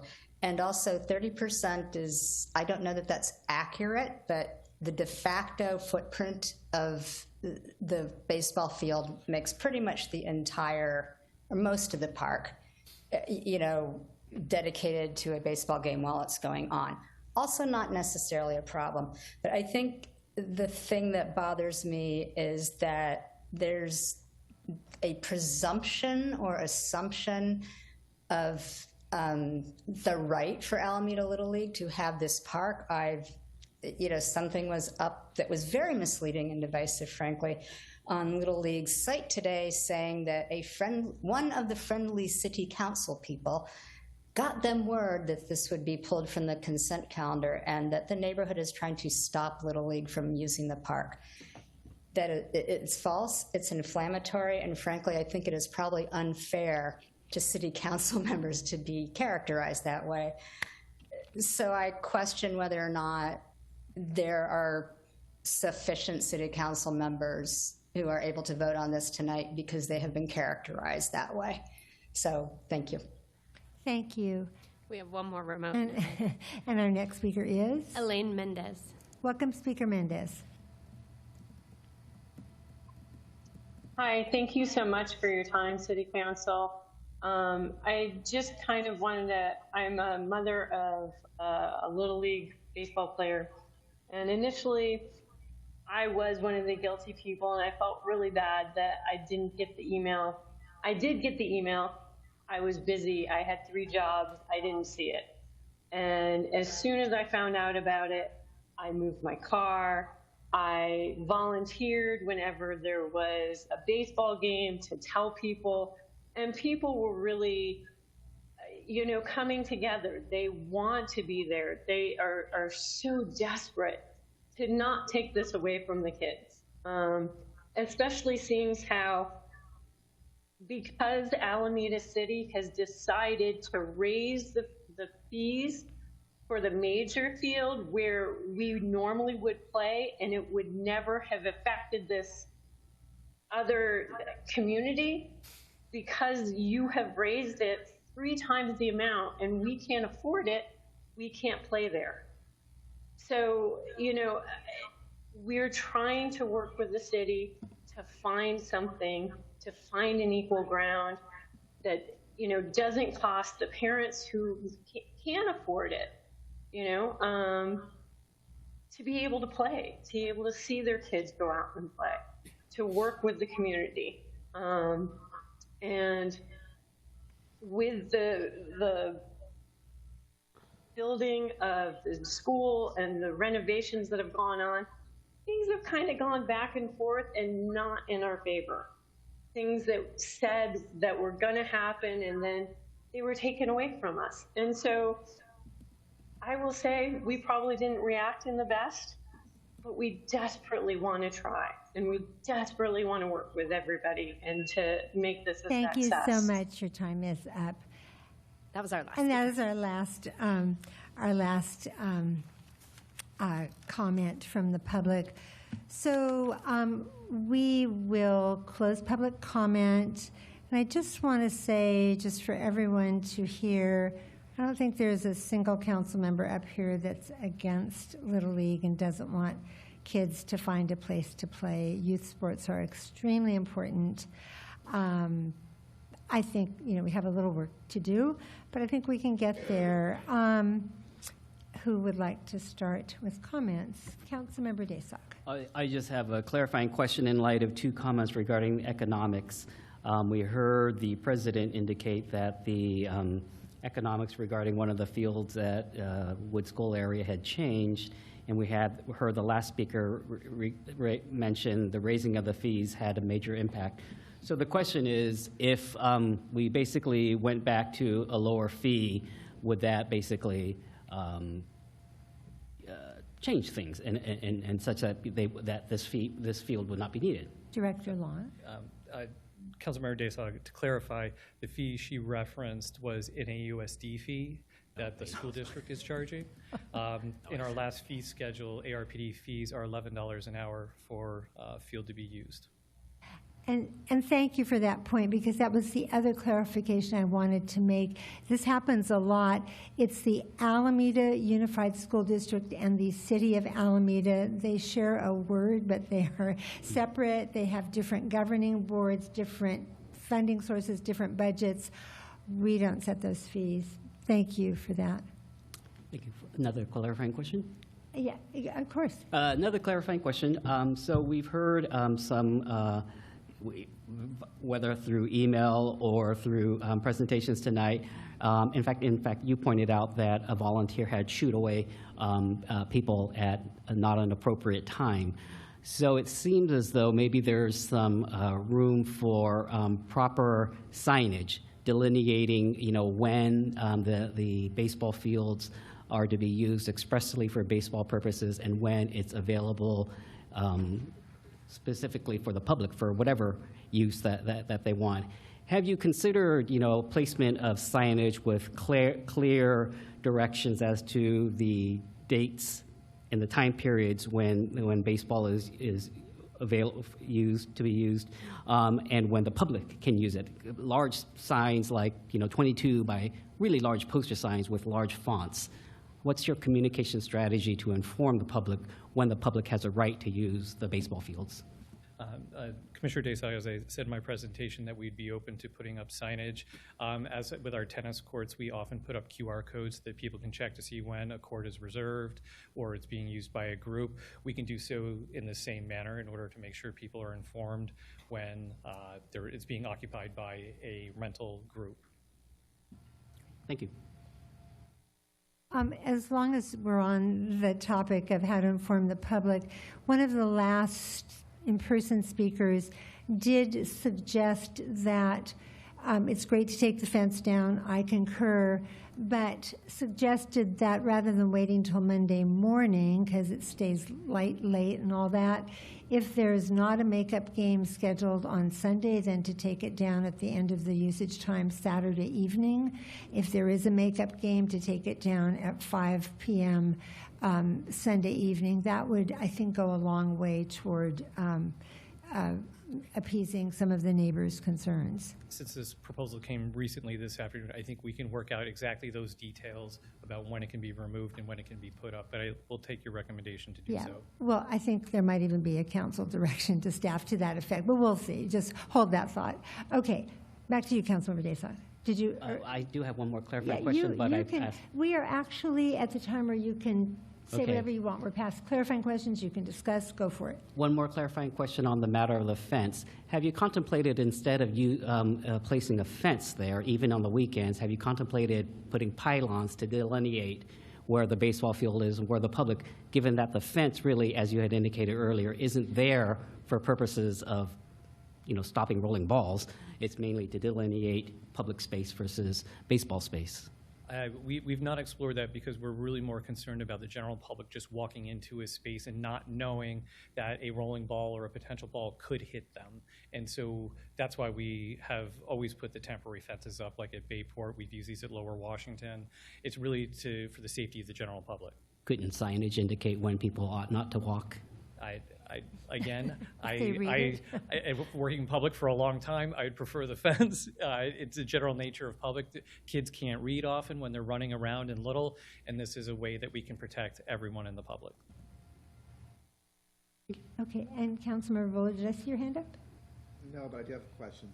If that's Go for it. Okay, thank you, and thank you, Director Long. And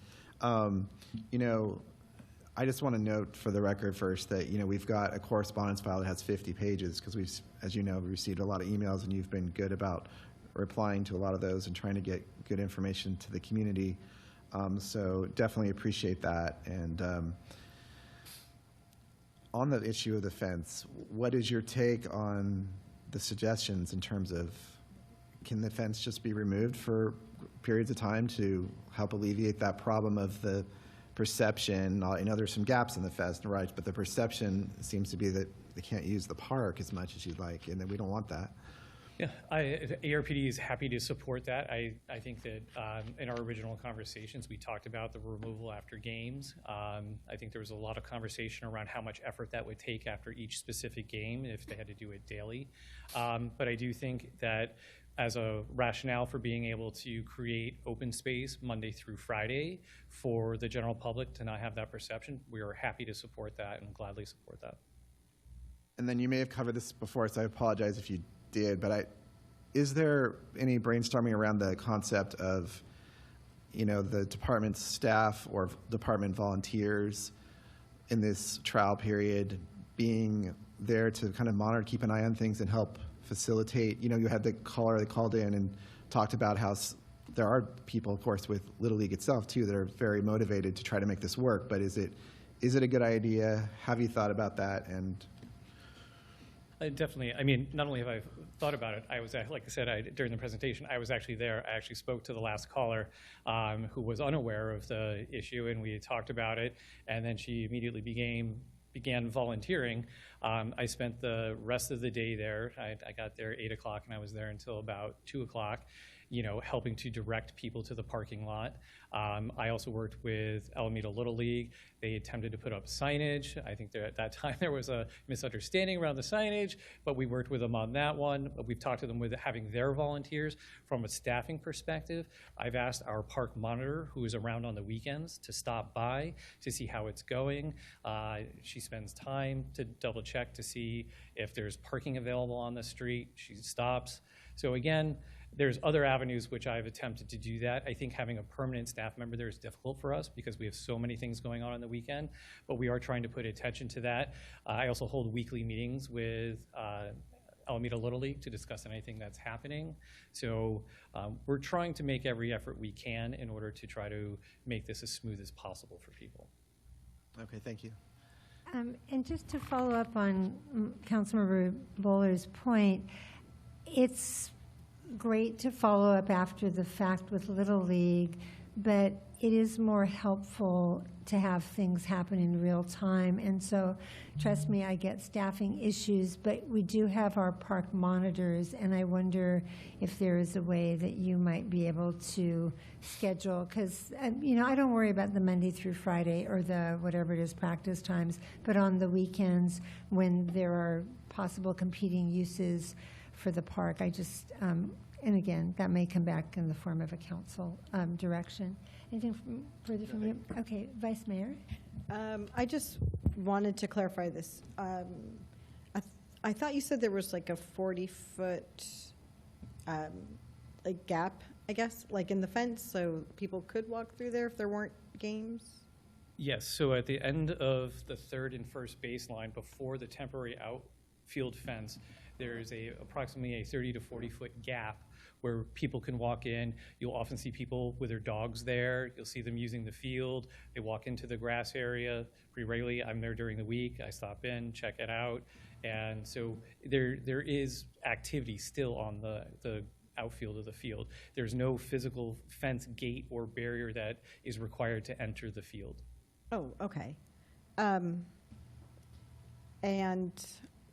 Okay, so yeah, because and then the only thing I was thinking, at Riddler Park, you know, they weren't using them, at Riddler Park before all the construction, they have, I don't know if they're made of maybe plastic, but they're like barriers, but they were only like 3 feet or 4 feet.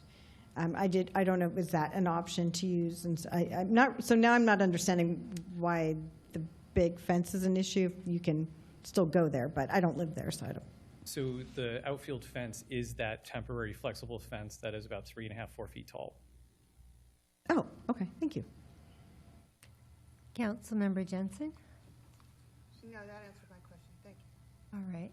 And you have nothing you want to add? First of all, I want to say I appreciate everything you do, Director Long. We've got a great park system, and it's great. And the fact that it's so well used, I mean, that's a good thing because we want kids to be involved in sports.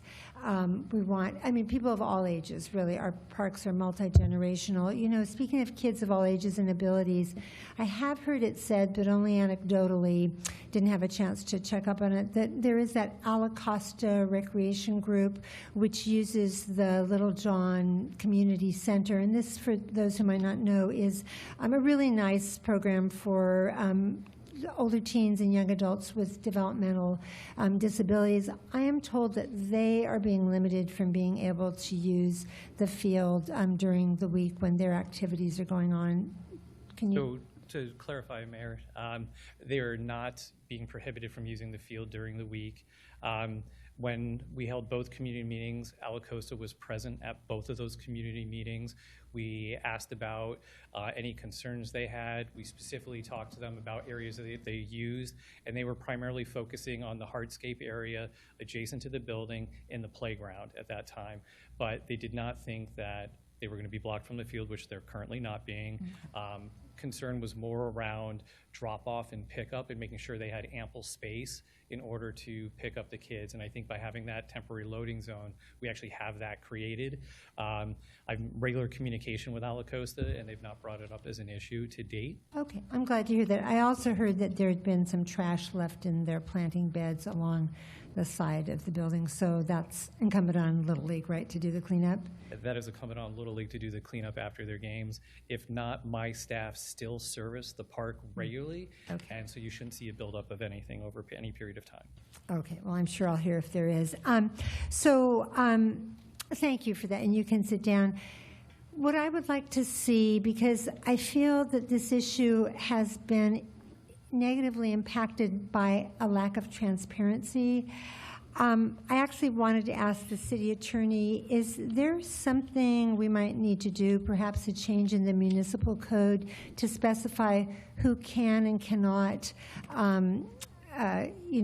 allocate park space, whether it should be able to be done at a staff level? Hold that thought, but one of the things I would like to suggest is that this item does come back to the Recreation and Parks Commission to explore, not, let's finish this season, whatever it is, but to explore if there aren't possibly other park fields, and maybe some modifications would have to be made, just like they were made at Little John, but other parks that wouldn't then foreclose the public's use of those parks. Nobody is disputing the value of this Little League program, but there's also a lot of value to having a neighborhood park.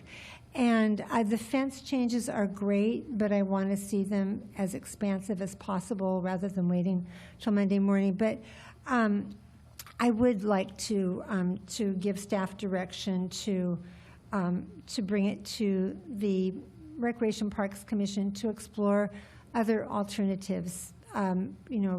Maybe there are, maybe there aren't, but these would be public meetings, hearings, and it would noticing, which just addresses a lot of the transparency concerns.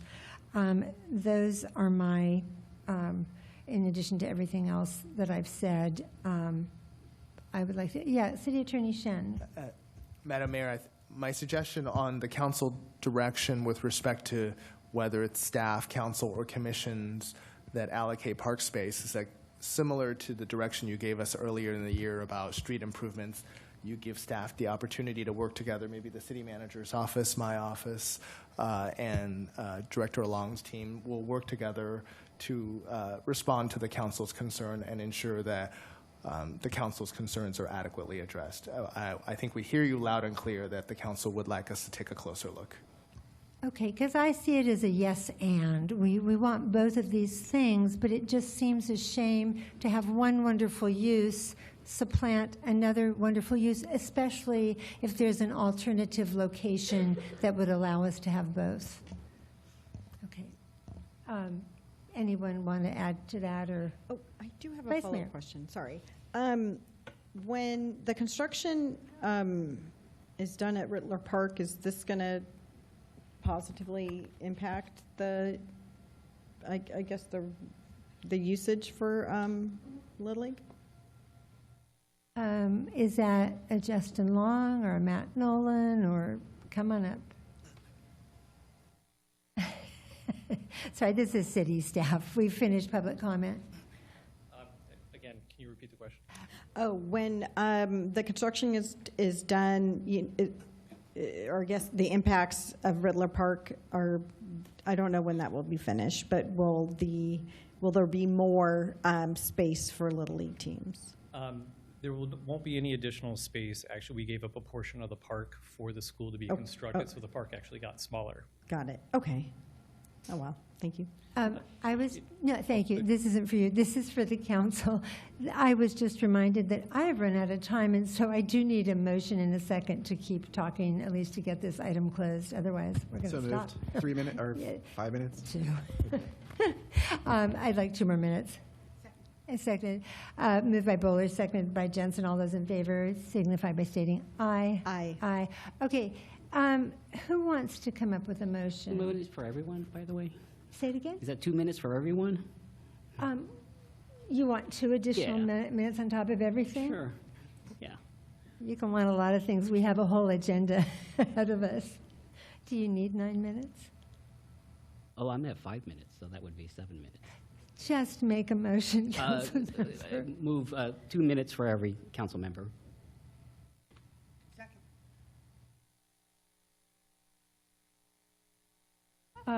All those in favor signify by stating aye. Aye. Aye. Thank you. I guess you got 4. You didn't get mine. Okay, so take it away with all that time. Let's hear from you. Even more clarifying questions. What is the standard distance for 10 to 12 baseball age group from home plate to typical fences in the outfield? And how does the distance compare with what we have here? Is it less or more? So, Councilmember Daysog, the amount of space that is needed for this age group is approximately 200 feet from home plate, and what the temporary fence is set at is the 200 feet. It's 200 feet. Okay. Okay. Great. Have you given some thought to fencing that is not complete, so that there might be gaps? Because I think part of the issue is people who live on Buena Vista, north of Buena Vista and Benton, particularly to the east, that they, upon coming to Little John Park, are faced with basically a fence during the weekends. Councilmember Daysog, so again, at the end of the third baseline, which is at But a gap like in center field, or a gap in center right field or center left field, instead of having one complete seamless fence of a certain length. So I'll again go back to my concern around safety. So you have it. protecting- Okay. All so right. we Thank have you. not. Thank you. Appreciate it. Do you want to continue? Councilmember Desai? Oh, yeah, I think my concern is really the publicness of Little John Park, also what used to be known as Buena Vista Park. And I think the length of the fence is problematic. I think there's forward progress, the fact that the fence will be removed for Mondays through basically most of Fridays. But I think for the residents there, I think the presence of the fence becomes not only a visual barrier, but it becomes a physical barrier that kind of makes the baseball field completely read as only for baseball, as opposed to something for the public at large. I'm not convinced that our Parks Director had made a good enough case to have the fence in the first place. I think we heard testimony that the ball isn't typically hit all the way out there at a certain length when it falls down.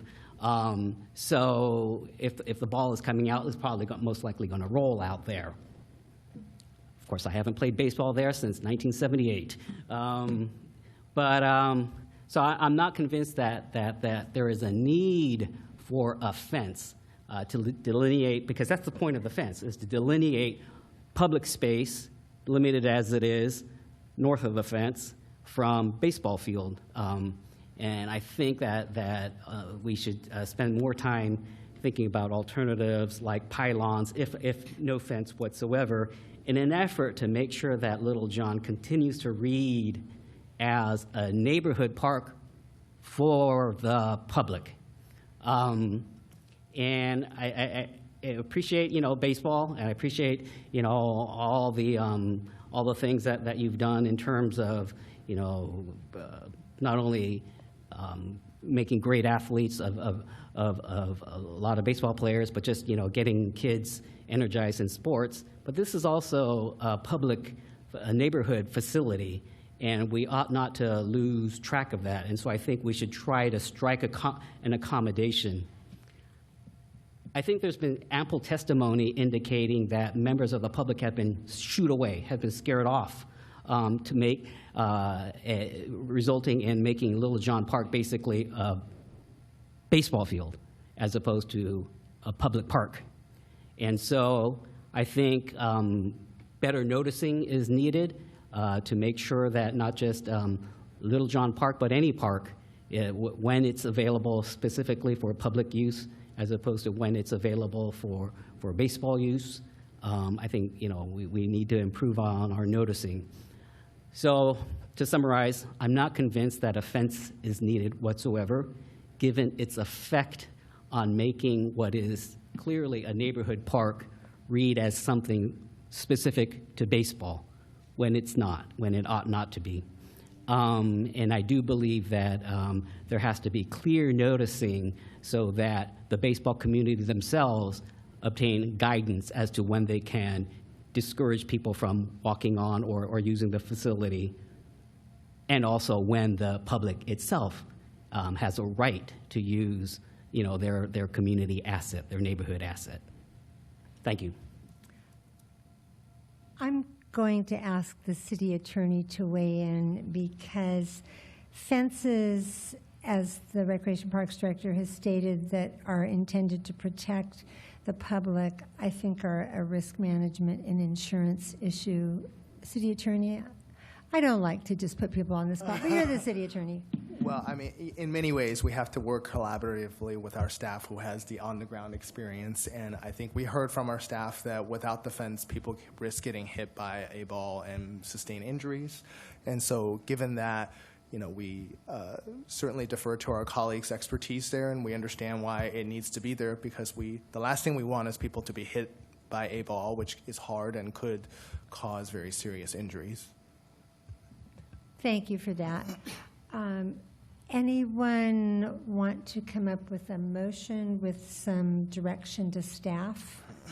We've heard the one that we ask the staff to work collaboratively with the city manager's office and the city attorney and recreation and parks. Do we want to advance that? Of course. Thank you. My question is for, it's in the report somewhat, so if we could have Director Long. As I understand it, the season that we're discussing is for about another 6 weeks, is that correct? That's correct. And then they are looking at starting fall ball from August 1st until November 1st. So anything that we're discussing now would be impacting the upcoming season? It would be for that span of time, is what the MOU describes. Which is beginning in August?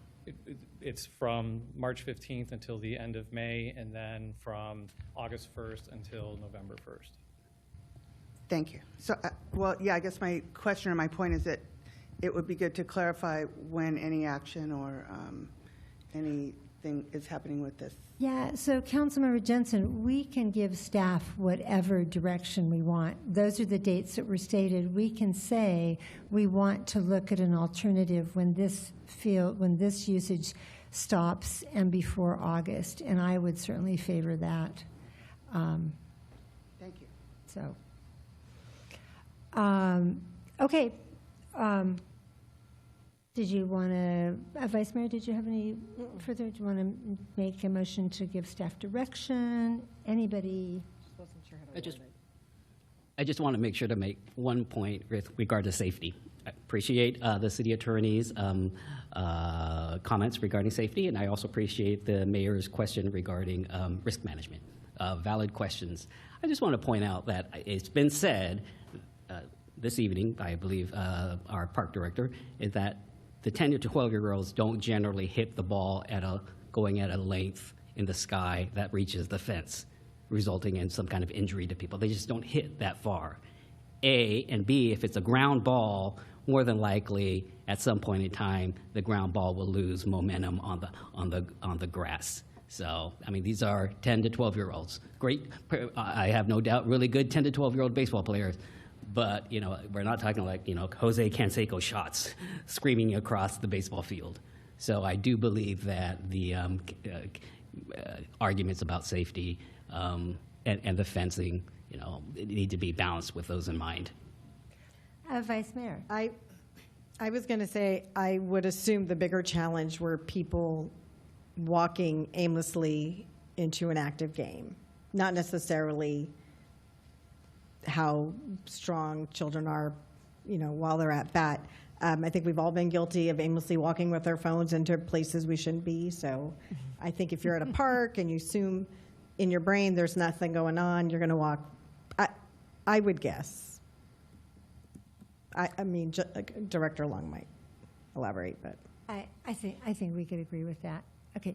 Do you want to make a motion, Vice Mayor, Councilmember Jensen? Thank you. Am I calling on you? Risk management came up earlier, and to Councilmember Desog's point, are there any standards with regard to risk management, with regard to insurance coverage for sports fields that would establish that certain fields would have fencing in certain places? No, our JPA's coverage is fairly uniform, and they leave it to the governing body, which is the city council, to make the ultimate decision on how to operate the city. Councilmember Bowler.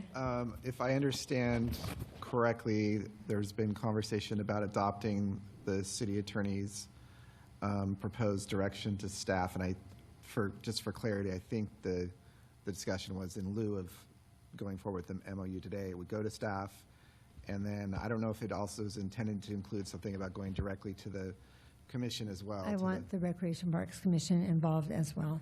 Yeah. I do. But staff and the city manager's office and city attorney's office. Okay. So and including that, I would make that motion. Okay. All right. We have a motion. Do we have a second? Second. Vice Mayor Parr seconds. Any further discussion? Hearing none. All those. Repeat the motion again. Of course. So it was approval of the direction with also directing it to go to the Rec and Park Commission, the city manager, and the city attorney. Yeah, to come back to us. And again, before the August season begins with some alternatives. City manager, city attorney? Apologies. Just a quick question, Councilmember. Does your motion include adopting this version or any version of the MOU? No, it does not, no. Okay, understood. We'll start from scratch. All right. Okay, it's been moved by Councilmember Bowler, seconded by Vice Mayor Pryor. All those in favor, please. To clarify, so we are not adopting the MOU. Not at this time. We're going Okay. back to staff. Would this result in the termination of the program immediately?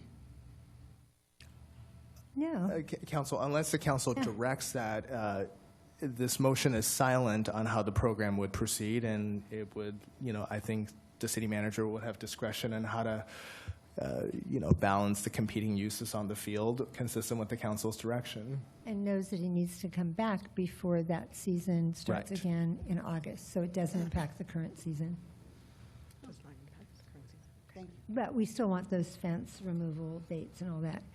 Not yours, sorry. All those, okay, motion, it's been moved, it's been seconded. All those in favor, please signify by stating aye. Aye. Aye. Any opposed, any abstentions? I'll abstain. All right, that motion passes with 4 ayes and 1 abstention. Good work. Thank you all, and thank you for being a very civil, polite, courteous crowd. I appreciate that. I always set my timer for 2 hours when we start a meeting. In 9 minutes, it'll be 2 hours. So rather than start our next item, I'm going to give us a break, but please come back by 9:05. It's 8:51. Please be back in your seats, ready to go at 9:05, at least all the council members. Thank you, everyone.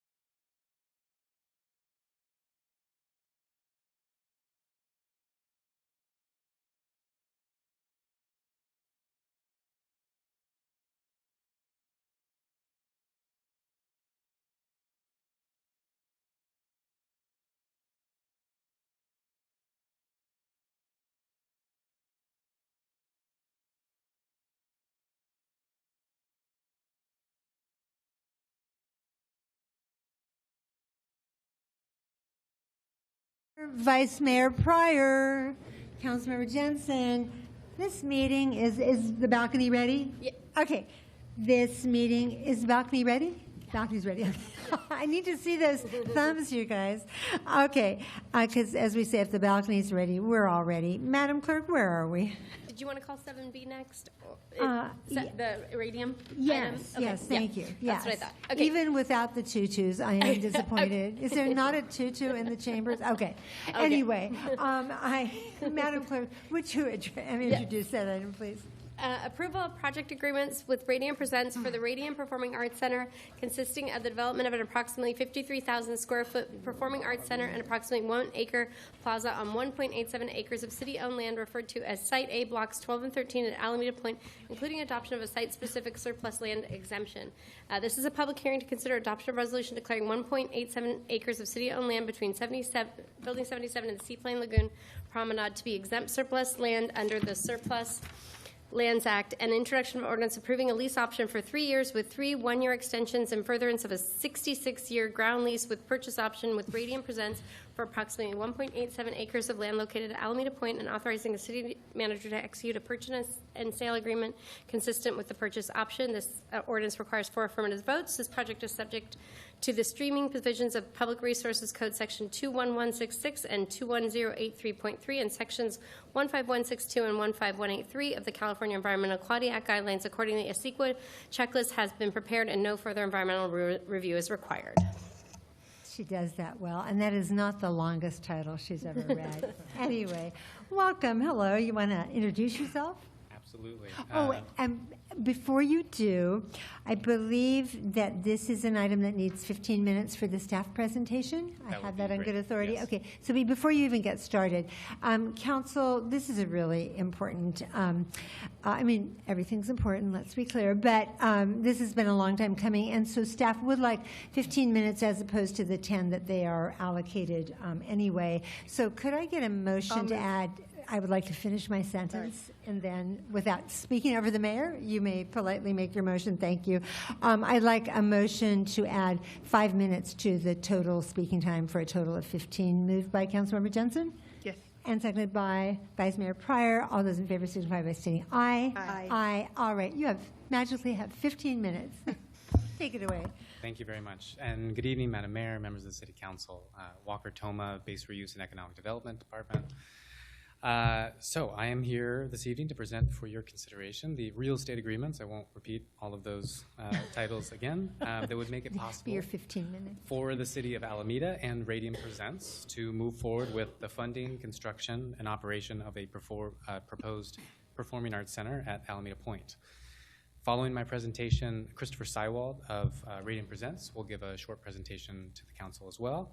And I also want to note that in addition to my city colleagues, we have available for questions David Dial, who is an expert in cultural facilities operations and has assisted the city throughout this negotiation process, as well as Jessica Lomakin of BBK, who's served as the city's outside counsel on the project agreements. There are also several consultants engaged by the developer who are available on Zoom to answer any questions you may have. So, again, I will not repeat all of it, but staff recommends that council adopts a resolution declaring 1.87 acres of city-owned land to be exempt surplus land under the Surplus Lands Act, and adopt an ordinance approving a lease option agreement that would lead to a ground lease with an option to purchase, and authorize the interim city manager to sign a purchase and sale agreement if the purchase option is exercised. The site in question is primarily comprised of blocks 12 and 13 of the Site A development plan. The proposed lease would include approximately 1.87 acres, that's what would be exempt surplus, of city-owned land on the former taxiway. This is part of Taxiway H, as you often hear about it. This includes land to the west of blocks 12 and 13 to accommodate loading, utilities, and bioretention, so that little kind of backwards P. The developer will also be completing improvements to the north and south of the leased premises, most notably the construction of a new pedestrian-oriented roadway connecting to Pan Am and running east-west. between the proposed theater and Building 77, which is where the Alameda Naval Air Museum is located. Consistent with the Site A development plan amendments and the waterfront and town center precise plan, which envisioned the site activated with a catalytic cultural use, the proposed project is a 53,000 square foot performing arts center that features a main theater, studio theater, rehearsal rooms, lobby, gallery, cafe, and a rooftop bar. The project also includes an approximately 1 acre public plaza that would be built and maintained by the developer. The developer estimates that the project will cost approximately $150 million and will be funded entirely through philanthropic dollars. The city would provide no operating subsidies for the project, and the facility would be operated as a nonprofit. And they estimate approximately 12 full-time staff would operate the facility. A little bit of background. Back in 2023, end of 2023, the council approved an exclusive negotiating agreement, or an ENA, between the city and Little Opera House, which is now Radium Presents, to negotiate a ground lease and a purchase option for this site. The ENA was extended in 2024 and 2025 to give us additional time to complete negotiations, and the ENA currently expires next week. The ENA required the developer to complete initial planning entitlements before bringing the real estate agreements before you for consideration. As part of that effort, the project was considered in 2 public workshops with the Historical Advisory Board, or the HAB, and 2 public workshops with the Planning Board. There was also a joint subcommittee formed comprised of members of these 2 boards that met 3 additional times. In short, the proposed project has undergone significant review and consideration before coming before you this evening. Last month, the HAB unanimously approved a certificate of approval for the project, which also served to satisfy compliance with the applicable California Environmental Quality Act, or CEQA, requirements.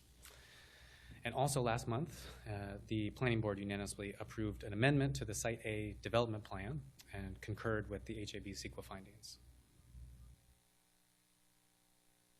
Prior to selling or entering into a long-term lease on land owned by the city, the Surplus Land Act requires the city to declare land surplus or surplus exempt, which is why the recommended resolution before you this evening declares the 1.7 acre city-owned property as exempt surplus land under the Surplus Lands Act. Before walking through the real estate agreement structure, I wanted to provide a bit of contextual framing that staff used in negotiating some of the key terms in this deal. First and foremost, the goal is the creation of a community-serving performing arts center. You know, this proposed project is ambitious and would be transformational for Alameda Point and for the city. We also want to avoid a half-built project or a facility that can't sustain itself operationally. We see value in investing in infrastructure surrounding the project so that it's better integrated with and can catalyze Alameda Point. And lastly, the city's participation in the project should be clearly defined, limited but sustained, ensuring that this project can be enjoyed by generations to come. Okay, so the nuts and bolts of the agreements. The agreement before you this evening is structured as a lease option with an attached ground lease and a purchase option. A lease option provides a binding agreement with the developer, with Radium Presents, wherein if the developer does everything that they're supposed to do in the allotted time, they have the option of exercising the ground lease and subsequently a purchase option. The lease option period would be 3 years with 3 one-year extensions, during which time the developer does not yet have control of the land but must raise 100% of the project funds and fully entitle the property so that they're ready to begin construction shortly after the ground lease begins. The lease option extensions are tied to fundraising milestones to ensure that significant progress is being made. The ground lease itself is proposed to be 66 years at $1 a year. It's a good deal. And following construction of the project and the first performance, the developer will need to sustainably operate the facility for a minimum of 10 years before having the option to purchase the land from the city. A restrictive covenant will be placed on the land so that it can only be operated by a nonprofit and used as a community-serving facility. And the city would have an option to buy back the facility through a right of first refusal. This project will trigger circulation and infrastructure changes at Alameda Point. Most notably, the city is committing to spending approximately $4.5 million on a new north-south roadway connecting to West Tower between buildings 40 and 41. That's that blue line number 6 there. This road is not currently included in the master infrastructure plan, or the MIP as we refer to it. The new roadway would be constructed when Seaplane North, which is in the MIP and is that east-west that would connect on to Monarch that's shown there, would be ready to be constructed, which we anticipate to be a number of years in the future. However, in the interim, the city will create a temporary north-south roadway, which, along with the temporary parking lot shown west of the project, will need to be completed by the city before the Performing Arts Center receives its certificate of occupancy. There are several community benefits that would be generated by this project, some of which are neighborhood or community-wide in scale. These include, obviously, the Performing Arts Facility, the 1 Acre Plaza, the new roadway. There are also numerous programmatic community benefits that would be generated by the project. And these are benefits specific to the operations of the facility itself. So those include a minimum level of activation, public access to areas of the facility like the rooftop and the lobby, would be structured similar to the viewing tower at the DeYoung Museum, if any of you have ever frequented that. Yeah. Hiring of formerly homeless, discounted tickets to students, active military, and seniors, reduced rental rates for local nonprofits, and the ability for the city to use the facility at cost for its own events.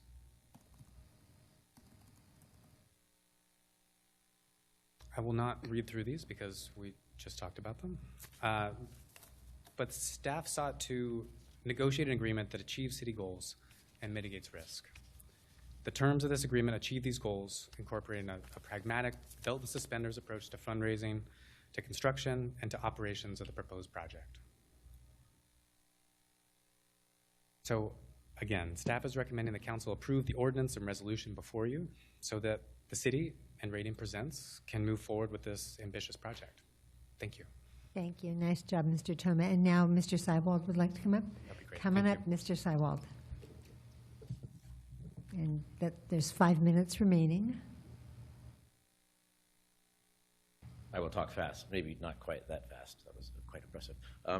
Hi, my name is Christopher Seiwald. Thank you, Council, Mayor, for having me. Sorry about the lack of tutus, but if I show up again, I will wear one. This is an idea that started almost 10 years ago as a good idea. When my daughter wore her tutu, she had to go down to Hayward to perform for her parents. And not that there's anything wrong with Hayward, but it is, as you know, off the island. It went from a good idea to a better idea when we started looking around the Bay Area to realize that there was really no great performing arts destination of this size and caliber, a quality, relatively small performing arts center.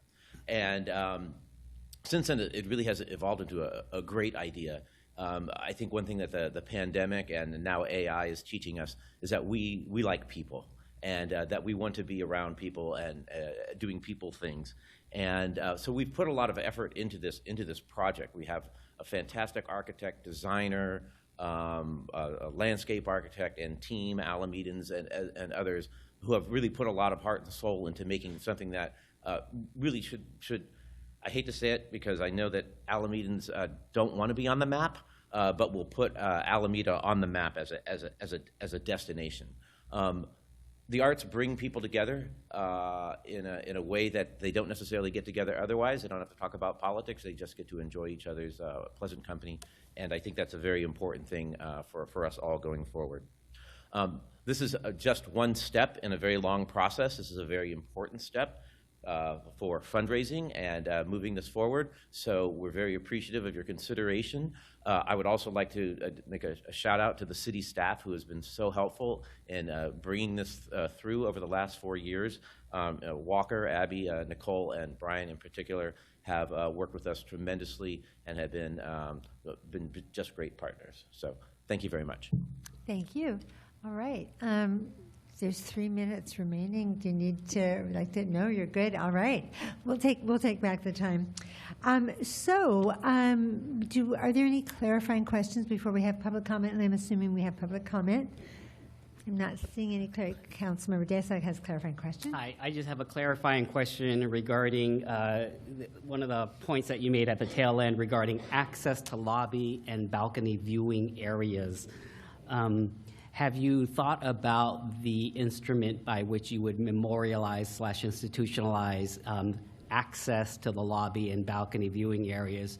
Because I think from that vantage point, it'll be a breathtaking view of the San Francisco in the distance or in the direction of the Hornet, that side of the bay. So have you thought about, the instruments by which you would memorialize public access to there? Yeah, absolutely. And so just to clarify, the intention is that these areas would be open to the public whenever the facility is open, and you don't have to have a ticket to the performance, but you could go up and be on the balcony. Wonderful. And see that. Yeah, and so the idea is that this would run with the land, so it would be part of the restrictive covenant that would be established, and so people could, come off the street and walk in and enjoy the lobby whenever the doors were unlocked for any kind of performance or, practice. Wow, that's fabulous. I mean, to repeat that phrase, it would be run with the land as part of the restricted covenant. That's amazing. Yeah. Okay, great. Well, thank you. Appreciate that. Yeah. And if you haven't been up in the tower of the DeYoung Museum in Golden Gate Park. Oh, yeah. 360-degree view, right? This is what we'll have. Almost. Yeah, thank you. Other clarifying questions, Councilmember Jensen? Mr. Toma, can you just please clarify the Surplus Lands Act requirements? As I understand it, establishes that lands would be available for housing or for other uses. And so can you just clarify how this is being made exempt? Yeah, so Alameda has its own exemption under the Surplus Land Act that is unique to Alameda Point. It was crafted in legislation by Assemblywoman Bonta, and so it has certain criteria that you have to meet in order to utilize this exemption. But the city of Alameda we can use this specific exemption for properties that are located at Alameda Point, and so that's what we would be using in this case. Thank you. And so to be clear, this site would not, it is exempt, and it wouldn't be a good site for housing anyway, being on the Seaplane Lagoon, on the airplane. The former taxiway? Yes, the taxiway. This site in particular has long been identified for mixed use, but specifically cultural serving uses. So it was identified in the Site A development plan and was identified in the precise plan for much the same thing. So it hasn't been contemplated as housing, and it's always been contemplated as something, catalytic and as a draw. Great. Thanks for your clarification. Sure. All right. Any other clarifying questions, or we'll go to the public comment? Let's go to public comment. Madam Clerk, how many do we have? So far we have 8, 7 in person and 1 remote. Okay. Joe Ernst, Mitch Ball, and Nathan Lash. Okay, and in that order, just be ready to come on up. And Madam Clerk, how long does everyone have to speak? 2 minutes. 2 minutes. Welcome. Good evening, Madam Mayor, members of the council. My name is Joe Ernst. I'm managing principal of Ernst Development Partners, and I want to encourage you to approve this proposal. I can't think of many things that would have such a dramatic positive impact at Alameda Point, on its placemaking, its culture, for the community. These are things businesses want too, and we focus a lot on economic development. And again, I think this just be so catalytic and so beneficial. And most importantly, the team that is assembled here, Mr. Seiwald, I can't think of anyone who would, care more about this and commit to this and see this through. So I strongly encourage you to approve this. Thank you. Thank you. Our next speaker? Mitch Ball, then Nathan Lash, then Jean-Lan Nguyen, and Jamie Martinez. Okay. We'll keep things moving if you're ready when you're the next speaker. Welcome, Speaker Ball. Thank you. Many others have already spoken and written in about the many benefits of this project, so I'm going to be talking about something slightly different, how this project affects the surrounding area. This project is one piece of the bigger project to build Alameda Point into a walkable, bikeable, transitable neighborhood filled with jobs, destinations, and homes, like so much of the rest of Alameda. We have plans to support new bus routes and build the ferry terminal into a major transit center that may even include a future rail stop for the Link 21 project, which plans to construct a new Transbay Tunnel for the purpose of expanding high-speed rail and regional rail, such as Caltrain, to Alameda and elsewhere. All of this won't happen overnight, next year, or maybe not even in the next 10 years, but it is very likely to happen within the next 66 years, which is the lease term of this project. So while I support nearly every line of this lease for its obvious benefits, I do take issue with one clause. The clause I take issue with is the city committing to 160 parking spots within a quarter mile of the project for the entire length of the 66-year lease. It's easy to commit to providing this much parking today, but mass parking is the antithesis of the healthy density we need to build the point into the walkable, bikeable, transitable neighborhood we plan on it being. I suggest we modify this clause to commit to providing 160 parking spots, or a bus rapid transit stop, or a rail stop within a quarter mile. With the 15-minute high frequency and dedicated lanes of bus rapid transit and the high speeds and major connectivity of regional rail, either of these other two options is going to be able to connect far more people to this theater than 160 parking spots ever could. We've seen great success in the city by eliminating parking minimums, but this clause, as it is currently written, will create a new de facto parking minimum, not by zoning, but by lease, which is arguably harder to adjust. 66 years is a long time. I'm what you might consider to be a young person, but I might not be alive at the end of the 66-year lease. But that's okay, because we're not doing this for ourselves, but for future generations so that they can live a better life than ours, which is the core tenet of the American dream. Thank you so much. And our next speaker. Nathan Lash, then Jean-Lan Nguyen and Jamie Martinez, and then Jennifer Radek. Welcome, Speaker Lash. Hello. I'm here on behalf of Radium, but also I'm here on behalf of just being a resident and a parent here in Alameda. I moved to Alameda about 6 years ago with my family, and we love it. We cannot imagine a better place to put down roots. And you know, Alameda has a great arts community already, but I really think that we can do even more as a city for our arts community as we grow as a city. And you know, and that's something that I care a lot about. I heard from, I didn't even know that Chris's children had to drive to Hayward for their performances, but my children, you know, and my wife drive to Castro Valley for their tap dance performances. Similarly, you know, I have friends who constantly talk about how they would love to have touring musicians come to Alameda, and we don't have that many places that can support this type of arts, and I really think that Radium can do that, and that's why I got involved with the project, because I really believe it can be transformational for Alameda, and I think it's going to be an amazing addition to our city. So I hope you all support the project. Thank you. Thank you. Our next speaker is Jean-Lan Nguyen and Jamie Martinez. They're speaking together. Okay. Is this a duet? Yes. We come as a team. Okay, just bring that microphone down to where we can hear you. Yeah. Okay. There we go. Hi, thank you, City Council members and Mayor and Rachel.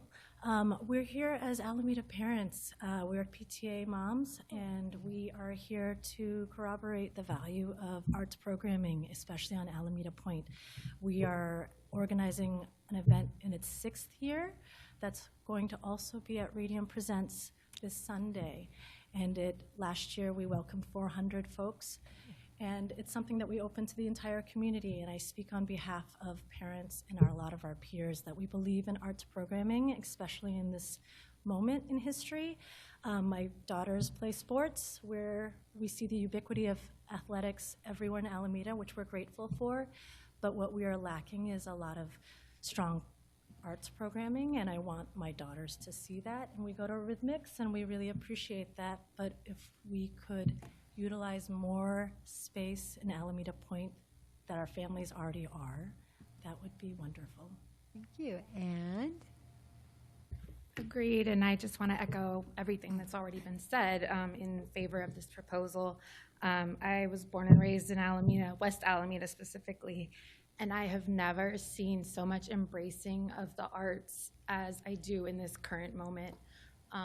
It's just great that our children get to experience living in Alameda in a time that art is celebrated and embraced across cultures, across mediums, and everything that they're doing at Radium Presents just promotes that and embraces that. And I really feel fortunate that we've been able to have our event at Radium for the last 2 years and see that community engagement and showing up And so I urge you to push forward with this proposal and make great things happen. Thank you. Thank you both. Good job. Thank you. Next speaker. Jennifer Radakovich, and then Laura Billings, then Katie Connell. Welcome, Speaker Radakovich. Hello, my name is Jennifer Radakovich. I'm the Executive Director at Rhythmix Cultural Works. I'm speaking in support of this proposal tonight. Rhythmix Cultural Works is in its 19th year as an arts organization on the island of Alameda. Next year will be 2 decades serving the community. So we were around when there weren't very many arts organizations and not a lot of arts happenings. And over the past 2 decades, we've been able to see just an incredible expansion and growth in arts and cultural spaces throughout Alameda, in part thanks to the support from the city, and also thanks to the support from Mr. Sidewall, who is spearheading this project, but he also supports so many other arts programs, projects, nonprofits in the community. So he's not just doing this for himself, but he truly is a supporter of the arts all across Alameda. And I truly believe that Radium will be a good partner to all the arts organizations that are on the island, and work together in partnership with organizations that are already here to help bring even more arts to the community. And this project will also help bring new types of art to the island that haven't yet been able to be supported because just because of the nature of the spaces that we have to produce the arts in. So I think this project will help bring something new and exciting to the island. And I just want to speak in support of that. Thank you so much. Thank you. Our next speaker. Laura Billings, then Katie Connell. Great. Welcome, Speaker Billings. Hi, good evening, council members and mayor. My name is Laura Billings. I'm the principal at SRM Ernst Development Partners. Just briefly going to echo a number of the sentiments you've heard already this evening, that I just feel like this is such an important catalyst out at Alameda Point. So far, we've got great momentum with housing development and with food and beverage, recreation, R&D, blue tech, but arts and culture are the heart.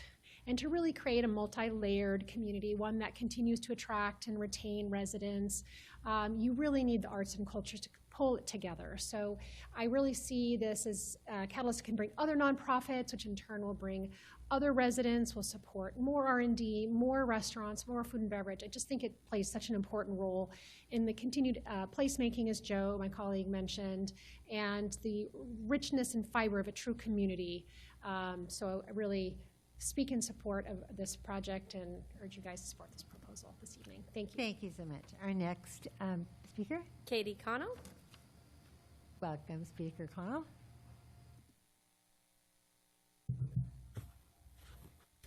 Hi, good evening, everyone. So my name is Katie Connell. You've seen me here before. I am spearheading a artist coalition in Alameda called the Alameda Arts Alliance. So I want to speak in favor of this project as well. Sounds like we really like it so far. We heard a lot of really heartwarming things. I'm going to give you some numbers. So arts really do drive revenue to local business. Attendees spend over $38 per person on an average per event, on average. 30% of attendees to larger functions, such as Radium will bring in, come from outside of the county, and those non-local attendees can average over $60 in spending beyond the admission that they spend, to see the show. There are also a lot of health and well-being benefits of art. Just 45 minutes of art experiences can lower the stress hormone cortisol by 25%. So I think that's a good thing for our citizens. And the social impact is profound. University of Pennsylvania research has demonstrated that a high concentration of arts in a city leads to greater civic engagement, more social cohesion, higher child welfare, and lower poverty rates. So I think more arts and an arts venue of this size, which is something we do not have, is just a great thing for the city of Alameda all around. Thank you. Thank you. Our next speaker? Madeline Sadek. Welcome. Is that our online speaker? Yeah. Okay. Welcome, Speaker Sadek. Good evening, Mayor, council members, and city staff. Madeline Sadek, President and CEO of Alameda Chamber and Economic Alliance. We are in strong support of Radium Art Performing Center, and I will also echo all the sentiment that was shared. From the Chamber's perspective, this is about economic vitality. The project transforms underutilized land at Alameda Point to a destination that will attract visitors, increase foot traffic, and really generate revenue for all our local businesses. This is not just a cultural investment, it is an economic one as well. We urge you to approve this project. Thank you. Thank you. Our next speaker? That was our last speaker. That was our last speaker. Okay, with that, we will close public comment. I kind of think this is going to be an easy one, but that might just be me. Gosh, council, anybody want to say anything or make a motion or whatever? Why don't I start on my left this time, because I always seem to turn to my right. Councilmember Jensen, would you like to lead us off? Thank you, Madam Mayor, and thank you to all the presenters. This is really very exciting. I'm the wife and mother of a performing artist, but unfortunately I don't have that skill myself, but I do appreciate the performing arts very much, and I've spent many lovely hours out at Radium Runway enjoying arts and enjoying other events that take place at that site, and I think that this is just going to be a tremendous asset, as we've heard from others. I also want to mention there is a need here.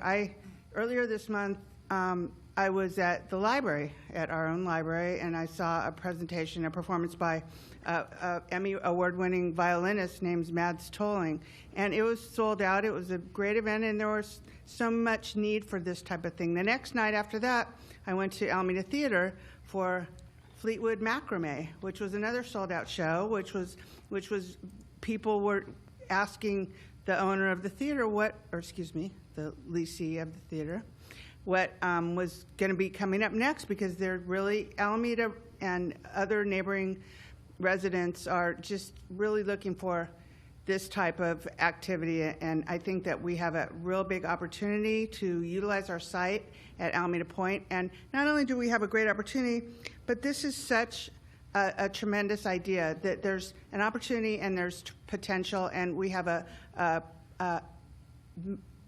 organization led by Mr. Seawald and with a lot of community support that's going to make this happen. So I'm very excited, and I would definitely be in support of this. Vice Mayor Pryor, on to you. I think everyone here tonight made amazing points. I'm absolutely in favor of this project. I can see the building and being able to walk down along the water, and you see the views, and that alone is just stunning. But just the art that we're going to have here on the island, I'm really excited. I grew up in Los Angeles, so having something like this so close to us, because we live here on the island, I feel like we're going to be spoiled. And it's another reason why Alameda is going to be so amazing. It does get better here every day. Thank you for that. Councilmember Bowler? I want to say first to how really in awe I am of the community, the different people that were here tonight that have come together and for several years really made something that's so profound in terms of its potential for this community get to this place. It's really impressive. It's really impressive. And that includes everyone from Radium Presents, everyone from the city staff, and the developer, the various consultants, everyone, and the community people in the arts community. When I was a kid, I remember watching my mom at city council meetings, being a proponent for the arts, showing up to make the pitch of how important the arts were in this town. And, she was here for most of her 80 years of life. She was working to make things happen in the arts. And it was, I witnessed her getting a leadership award at the County Board of Supervisors for Arts, and with this Board of Supervisors, the late Wilma Chan. It's so important to make opportunities like this happen. It's about people like her, and there's people who are represented, some of the organizations that she was real supporters are represented here tonight, and the work in the schools. and I knew about the impact of arts on children and how important that was, and the work at Mastic Senior Center and more than a decade of teaching she did there, and just being out in the community in general. So we think about Alameda Point, this amazing opportunity as a city to develop approximately 1/3 of our landmass going forward. And we've been working on this for decades, but it's still this fantastic opportunity. Like, you change that much of a town, you change the whole town. And it was said that, decades ago, the arts were not as well represented as they are now. But we're past the turning point. We already have the support. You can see that here. We already have so much going on. On Bonnie's website, after she talks about her experience in the arts, she says the following quote: "In all this time, I remain humble to the realization that art is about the process of creation more than the finished product." I would submit to you, my neighbors and my friends, that right now we're in the process of creation. And we have this amazing ability to coalesce around this project and make this happen. And we should do whatever we can to support it. Thank you. And just for clarification, Bonnie's website was your mom, Bonnie Bowler, correct? No. Thank you. Councilmember Desag?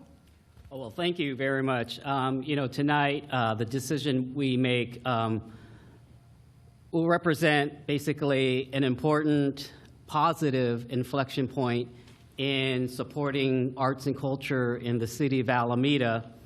And as important as it is, we need to bear in mind that we still have many more points and milestones to go. But until we support the efforts tonight, it's important to do that so as to give people like Mr. Seiwald and also all of his cohorts a fighting chance to make sure that the arts and culture succeed at the level that is contemplated here. Like many of my colleagues here in Alameda, I grew up in town, benefited from the arts. My violin teacher over there on Clinton and Sherman Street, Mrs. Poirier, many decades ago. And back in the days, we had the Alameda Youth Symphony playing in the Alameda High School Theater. We're talking, late 70s, early 80s here. So, not just me, but so many youth had been supported by the arts. But now this is an effort to take it to another level. And I know that this will just be one decision in a stream of decisions in the coming years to make this happen, but this is a good place to start. On a final note, the thing that really makes me enthused about this is the vantage point that the building is contemplating with regard to views to San Francisco to the west and views to the peninsula in the direction of the Hornet to the south. And the way in which we're memorializing that as a permanent part of this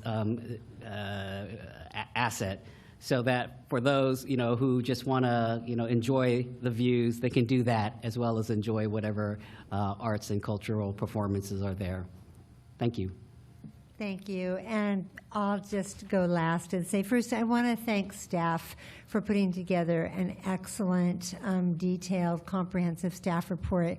There's a lot of moving parts. I think, clearly you listened to the council, to our concerns. We need to build safeguards in. We want this project to succeed, but we need to set forth the milestones and just, take it one step at a time because we want to create success. And so thank you so much for doing that. It is excellent. And just to all the supporters, but especially Christopher Seiwald, who I've known for decades now. Every community should have a Christopher Seiwald, but he's ours. And although I think he leaves the island from time to time. But every community needs champions who have vision, who believe, who say, your reach should exceed your grasp. And that's what we have in Christopher Seiwald. Seiwald. I love hearing from the PTA moms who see the value for their kids. And, you know, wherever I go, when people learn that I'm the mayor of Alameda, I get this chorus of, oh, I love Alameda. Oh, it's so we visit there, we go there. But it's all of you who make this a special place, a community that is family-friendly, that is truly welcoming to all, because you're so giving of your time and talent. And dollars will help too, but we're reaching outside the city for that, I do believe. And to the arts community, to Jennifer, to Rachel, I mean, you've just been such wonderful champions, artists yourself. I am in awe of your talent and how you share and you bring to our island these multicultural performances that just open the eyes of children. I've been lucky enough to be at Rhythmics when these cultural performances for school kids are going on, and it's just so expanding. I, too, grew up in Alameda, and I thought it was a really big deal to go to the Children's Theater at the Altarena Theater. I mean, I just thought that was the be-all and end-all, and to this day, I love live theater wherever I can find it, and I did play cello growing up. Councilmember Daysog and I will give a duet sometime. No, you would pay not to hear that, probably, at least me. But anyway, I am very excited for the potential that this brings our island. We are taking the first important step this evening, and thank you, everybody, and let's just get in there and make this happen. So thank you, and with that, let's have a motion and a second and a unanimous approval. Who wants to make that? Councilmember Bowler, because you spoke so eloquently of your mom, want to make that motion to approve this? Yes, please. I would move to approve. And Madam Clerk or City Attorney, we can do this all in one motion to approve. Okay. It's been moved by Councilmember Bowler, seconded by Councilmember Jensen. All those in favor signify by stating aye. Aye. That was unanimous. Yay. Thank you. But remember, applaud in your heart. We don't applaud. No, it's not performance. We just, we move on to the next one because the hour is moving on. Okay, Madam Clerk, where are we? Who's next? 7A. We're going to go back to that one. Who's on first? Yeah. Okay. Recommendation 7A. Okay. Yeah. Recommendation to authorize the interim city manager to execute an agreement with Ruby's Placing, doing business as Restorative Pathways in an amount not to exceed $1,511,000 to operate the day center and safe parking program for the term May 1st, 2026 through June 30th, 2027, with the option of a one-year extension for a total 2-year amount not to exceed $3,022,000. This project is statutorily exempt from further environmental review pursuant to Public Resources Code Section 21080.10, services for people experiencing homelessness, and categorically exempt from further environmental review pursuant to California Environmental Quality Act Guidelines Section 15301, existing facilities, and 15061B3, common sense. We've really given you some titles tonight, haven't we, Madam Clerk? Sorry about that. We'll try to plan carefully in our next agenda meeting. Good evening and welcome. You want to introduce yourself? Thank you. Good evening, mayors, members of the City Council. My name is Simone Falls, Manager of Housing and Human Services Division. I'm here today to recommend approval of Restorative Pathways to operate and manage the Day Center Safe Parking Emergency Shelter site located at 431 Stardust Place. As you all are aware, the center closed temporarily. It's been closed a little over a month now. We just reopened the center yesterday. So Restorative Pathways has a temporary 6-week contract to operate the program, and we're asking now for them to have the full year term with an option to renew for 1 year. We initially had an RFP process that included written proposals that agencies submitted. The proposals were reviewed by outside raters from the City of Berkeley, City of Oakland, and City of Hayward. They selected the 3 top bidders, which included Urban Alchemy, Restorative Pathways, and Village of Love. We then held in-person interviews with the agencies. The top raters were Urban Alchemy and Restorative Pathways. The one reason Restorative Pathways was not selected originally for the day center was because of the other agencies' extensive experience operating that similar program type across the country. Other than that, Restorative Pathways was the next ideal choice for this property. We've done an additional vetting process for Restorative Pathways, which is included in your packet. We've found that they have all positive reviews from their contractors. We found no negative press around their experience and in working with clients throughout the Bay Area. The scope of work remains the same, so they will operate all 3 programs. It will be a 24-hour, year-round program site. They are responsible for general maintenance of the site, program administration, which includes case management services, ensuring meals are provided, ensuring an overnight stay, security of the site, and safety of the grounds. They will also transition to the future site located at 1041 West Midway Avenue. That program site is slated to open late summer, early fall, and we are working with them now to plan for the accommodations at that site.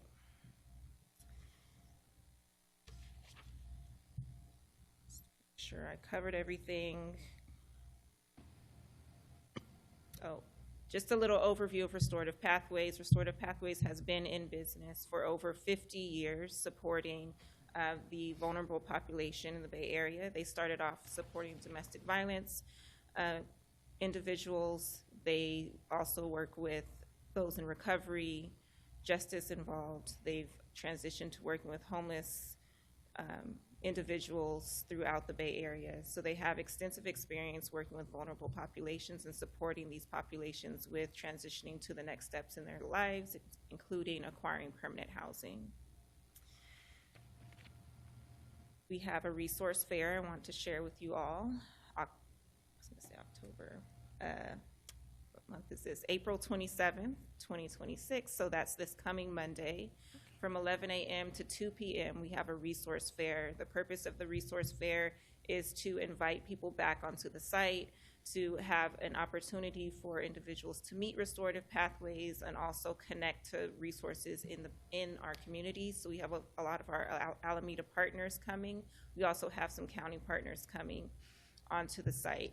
And everyone in the community is invited to also come and see the program site. This is the original 431 Stardust Place that we're having this fair at, and we hope that people will be able to come back to the program, feel safe, build trust, and again utilize this program site, which has been a support system for many of our residents here in Alameda. Thank you. Was there more? No. All Thank right. you. Thank you for that, Ms. Falls. And council, do we have any clarifying questions for Ms. Falls? And Madam Clerk, do we have any public comment? There's none. All right. So with that, Oh, no, there's none. there's none. With that, we will close public comment.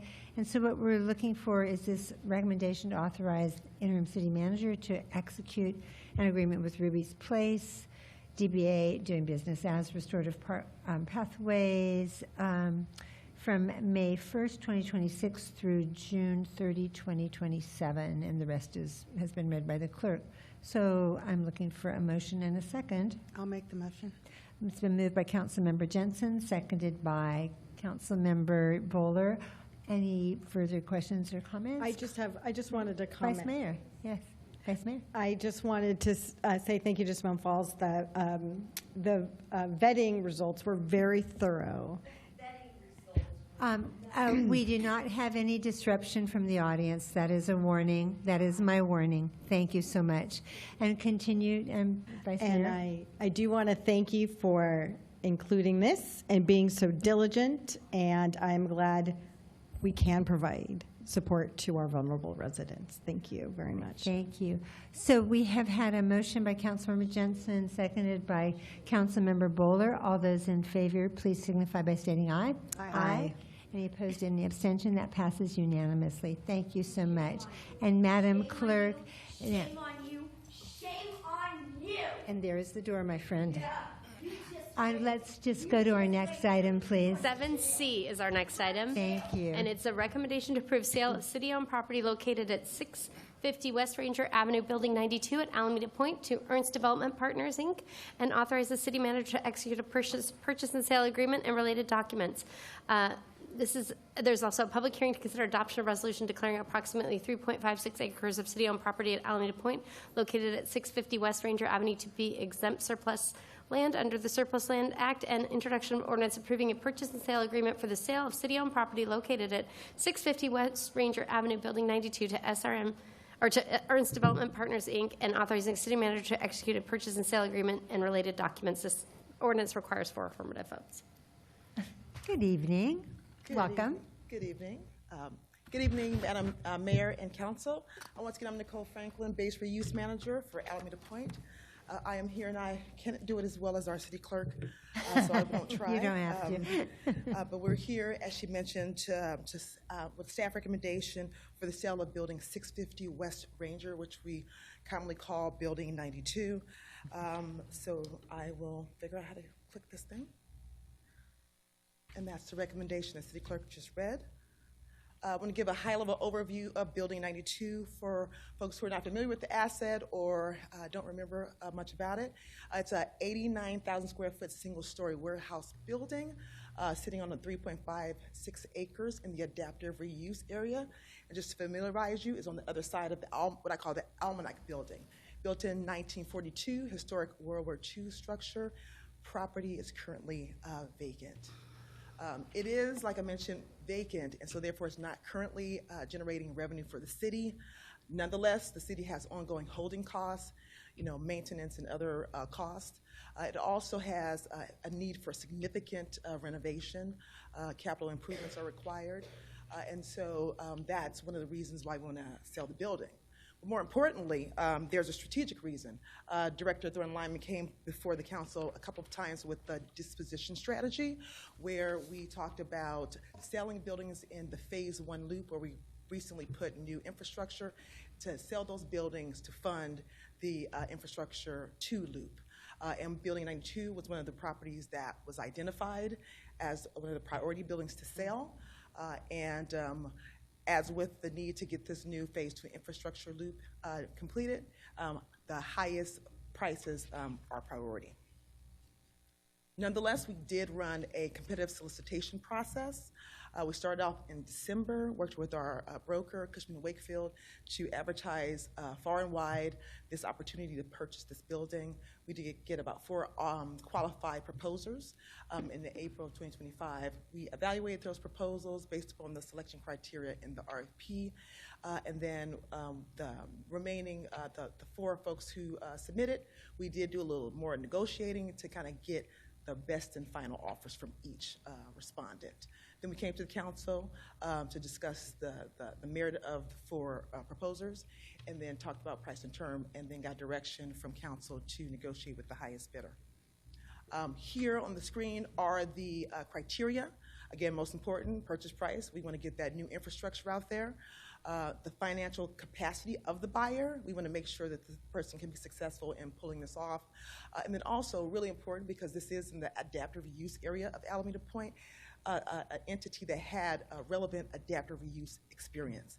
And then, again, an entity that had a proven track record of being able to purchase the building, renovate it, and get it back to market. We always use our land use economics consultant, Kaiser Marsden, to help us assess the financial capability of buyers. We also had a structured evaluation of those proposals with Base Reuse staff, Director Thorne Lyman, myself. We had our real estate broker, Kaiser Marsden, and then 2 respected business leaders in Alameda Point to evaluate the proposals. And that process led to what we are here to recommend as the highest value and most qualified proposer. And that is Ernst Development Partners. Here is kind of a synopsis of the submittal by Mr. Ernst. $7.25 million, all cash offer. All of the proposers proposed all cash. However, Ernst Development Partners had the strongest financial capacity and extensive redevelopment, adaptive use experience, not only here in Alameda with Building 9, that's where Kairos Powers and Firebrand is, but also 91, where Almanac is, and other property in Oakland. Also proposed a full rehabilitation of the building. And then, again, this is a direct sale, so it's not a project because we're not proposing a use. However, whatever use that the buyer, if the transaction proceeds, will have to do it in compliance with the city zoning and city regulations. Here are the basic terms or the key terms of the deal between the city and Ernst Development Partners. We talked about the purchase price. We are selling this as is, city doesn't have to put any money in it. We're having no financial contributions to this transaction. And then, as you can imagine, with any transaction, we won't be getting the $7.825 million because we have to have some transaction and closing costs. Another thing of note is that part of the Reshape Disposition and Development Agreement, we did agree to pay Alameda Point Collaborative $500,000 because they used to be in this building and had subtenants, and so it was to pay them for loss in revenue. Again, I mentioned the use. It's going to be in compliance with whatever the zoning and city requirements are, and then whatever that use is after the buyer takes possession of the building, they will have to make sure they're in compliance with CEQA, which is environmental review process. Lastly, I also want to talk about infrastructure. In addition to the $7.825 million purchase price, this buyer will also be required to put in any roadway frontage improvements on West Ranger, which is the northern boundary of the property, and that's going to be in accordance with the master infrastructure plan for Alameda Point. This is just big picture steps in the process. If the council approves it today, and the appropriate time, the city manager will sign the purchase and sale agreement. Then the buyer will engage in a due diligence process so they can find out all the good things about the property. And then at that point, they can determine if they want to move forward with the transaction. Concurrently, we will be working with the buyer and negotiating a public improvement agreement. All that is just, here's the specific scope of the work you're going to do on West Ranger, and then make sure that we bond for that and give them a deadline for getting that work done. Then we'll close the transaction. We'll have a brand new buyer who will gussy up the building and make it a contributing asset to Alameda Point.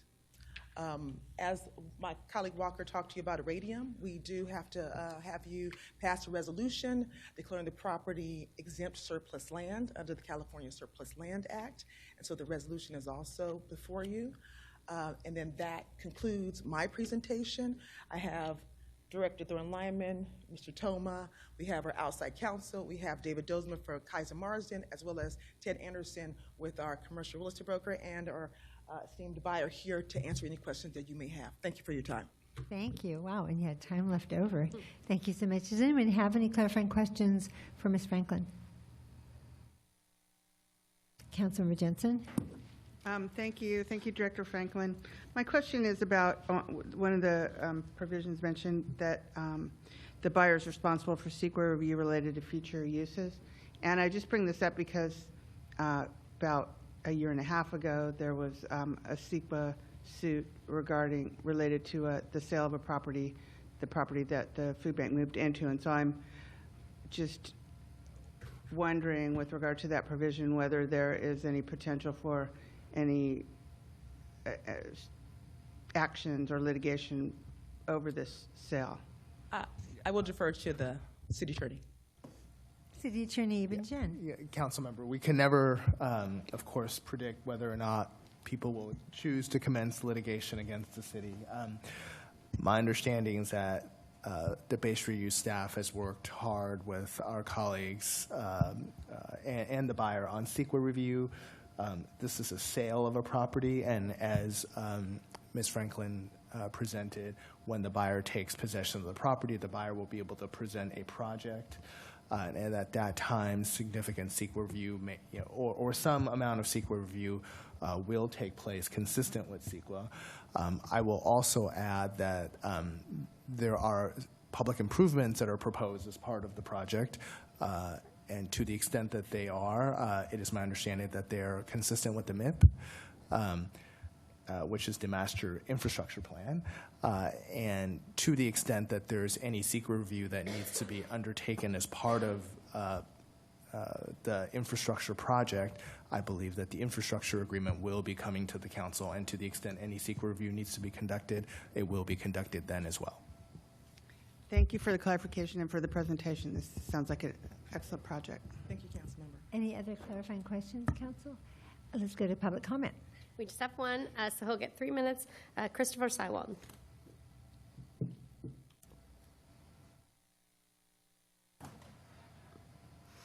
Logan. I did not know he was speaking on my project, and he didn't know I'm speaking on his, but I cannot think of a better steward of commercial development out at Alameda Point other than Joe Ernst. I strongly suggest you approve of this. Thank you. Thank you. Talk about short and sweet. That was it? No, okay.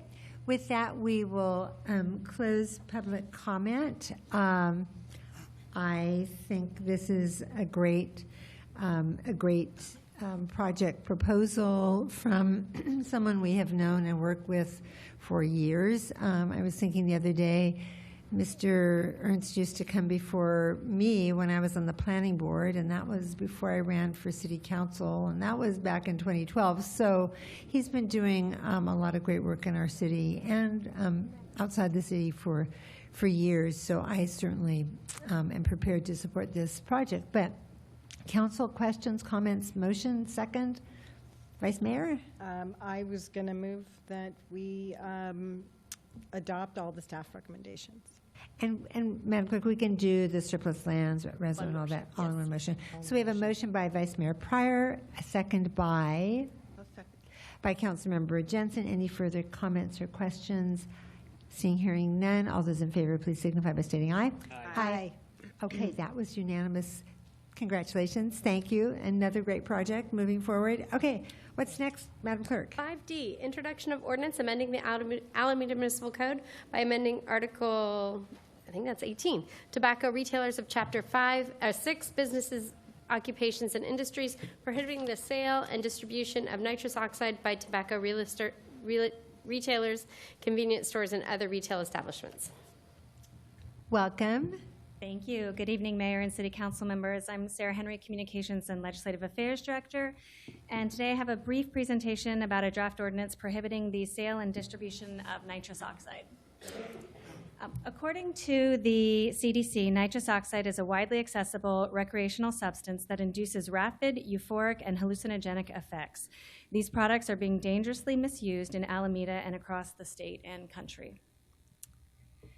Medical authorities report that nitrous oxide, when misused, causes serious health problems, asphyxiation, paralysis, and death. Recent reports show an increase in emergency room visits due to individuals misusing nitrous oxide. These products are also a safety concern. Recent reports show that car crashes caused by nitrous use are increasing, and last year, Alameda police officers arrested a driver for DUI after observing the individual inhaling nitrous while driving. While not related to nitrous oxide, in the past 6 months, Alameda code enforcement officers have issued citations to more than a dozen Alameda tobacco retail businesses for selling illegal products, which is where these nitrous products are being sold in Alameda. As part of our legislative agenda, the city is currently supporting SB 936 and SB 758, which is proposed state legislation that will ban the sale of nitrous oxide products at retail stores. If these bills are passed as they've been drafted, they would go into effect January 1, 2027. The city's legislative response to this growing public health and safety threat mirrors its 2018 success banning the sale of flavored tobacco in Alameda. And that's where the state then followed cities like Alameda with a statewide ban of flavored tobacco that took place January 1, 2023, so 5 years later. The proposed Alameda ordinance has been reviewed and is supported by the League of California Cities and establishes a clear legal framework for prohibiting the sale or distribution of nitrous oxide and nitrous oxide devices, which include cartridges, balloons, and nozzles by retailers. And I wanted to show you what these products look like, just so that you know, because not all of us are familiar. So this is a product that I purchased at an Alameda tobacco retailer, and actually 2 products. This is a nozzle. So this is a device that you attach onto a nitrous cartridge so that you can inhale it, a small little cartridge so that you can inhale it. And then this is a much larger canister that you can purchase if you're 18 or older, although I was not carded. But I don't take offense to that, but I'm just saying. This is Miami Magic and Miami Magic Infusions. And this comes with this nozzle, which you would put on in order to inhale this device. This container of nitrous is is trash. So it's do not refill. You can't, refill these. This is not like a medical device. This is purely for recreational use. And so if adopted, the city's ban would go into place 30 days after the final reading, which would be June 4th, 2026. And then just a note that both the proposed state legislation and the city's ban on nitrous oxide would not apply when it's being used as it's intended. So when it's contained in a food product, when it's used to provide medical or dental care, those uses would obviously still be approved in Alameda and elsewhere where these bans are being issued. And just lastly, after adoption, the city will include nitrous oxide products in our existing flavored tobacco education and enforcement efforts. So this isn't adding to any of the work that we're doing. It's just adding these products to the list of flavored tobacco products that are currently prohibited in the city of Alameda. And having that enhanced enforcement will allow for consistent product seizures and the pursuit of misdemeanor charges or tobacco retail license suspensions for repeat offenders. And that concludes my report. Thank you. Thank you for that. Any clarifying questions, Council? Yes, clarifying question. Councilmember Desai. I think in your presentation, I heard you say that there was something illegal about nitrous oxide sales right now. So what is it that our ordinance would do that's different from what's already illegal? There are legal constraints to selling nitrous oxide products like this. So, for example, you have to be 18 or older. They are supposed to be, retailers are supposed to be taking your ID, checking your ID, regardless of your age, and then they're supposed to be reporting those purchases to the state. So, in this case, none of those things happened when I purchased these items. And what we're not sure, and this kind of goes back to when we did this, the education on flavored tobacco, is it might be that our retailers just aren't aware, because it's not part of our ordinance. So we don't have that education that we're providing. So by having this ordinance in effect, we'll be able to better educate our retailers on what is allowed and what's not allowed. Okay, one more follow-up question. Of course. No, the floor is yours, Councilmember. Of the number of retailers who you had hypothesized as having selling nitrous oxide, how many actually sold them when you went out and to do your? So we have 42 tobacco retailers. I went to 3, and 2 sold products, and the one did not. Okay, 2 out of 3. So, Can and I the just one inject a clarifying question. You are over the age of 18, are you not? I am over the age of 18. So you could legally have purchased the product. Oh, absolutely, 100%. This is legal for purchase. Okay, so we didn't try to use like a youth decoy or something. No. I was just, honestly, I wasn't sure what these products were when I was doing my own research, and so I was curious. And I had talked with my kids about them, who are very familiar with what these products are. The kids could refer to them as Whippets or Galaxy Gas, and so they're very familiar with these items. But I was not, so I wanted to do So my own just to be research. clear, it is irrelevant that you were able to buy them, correct? Without being asked? Well, I certainly am able to buy them, but they should have carded me. I mean, it is the law to request the ID of the person purchasing this, and then also to record this so that they can report it to the state. So neither of those two things happened. Okay. Thank you. One more. So, so is this becoming a growing trend among like high school kids? Yes, is that the problem? Absolutely, and also adults. I mean, this is when I was doing my research. This ban has been passed by other California cities, but nationwide, the CDC and other folks report significant increases in, like I mentioned, the car crashes, but also emergency room visits due to the effects of nitrous oxide. And then some of these are similar to the flavored tobacco, being marketed in a way that it's appealing to youth. Gotcha. Thank you. Appreciate it. Yeah. And I believe in the UK, there's quite an incidence as well. So, yep. Do we have public comment? We do. We have one remote. All right. Oh, but maybe. Oh, a clarifying question, Councilmember Jensen. It's my understanding that the state law also requires that the retailer advise customers of the dangers of nitrous oxide. Were you advised of any concerns or? I was not. Well, for clarification, is there a state law or is that the 2-year bill? No. There is current state regulations, which is what makes it so that you do have to be 18, and it's what makes it so that you do have to report the sale when they're selling it. So that state law has been in place since 2012. Okay, but what's different about this? Because there is the 2-year legislation that we didn't want to wait until 2027. So what's different? Well, the new legislation bans the sale. So the old legislation allows the sale with certain parameters that may or may not be being followed, and then the new legislation would ban the sale outright. In tobacco retailers. In tobacco retailers and convenience stores. Okay. Well, yes, the state law now requires that you not only be carded but you also must be advised that you have to use this nitrous oxide in a medical setting, and that there are dangers associated with uses, and that obviously isn't happening. Yeah. My other question is, how much does that cost? This was $30. And this, I believe, was $2. And then the other thing that I didn't purchase were the little cartridges, because they were all out of the individual ones, so I would have had to have buy the bulk, and I decided not to for the sake of this presentation. But the individual cartridges are a few dollars, whereas the bulk was more like $40 or $50.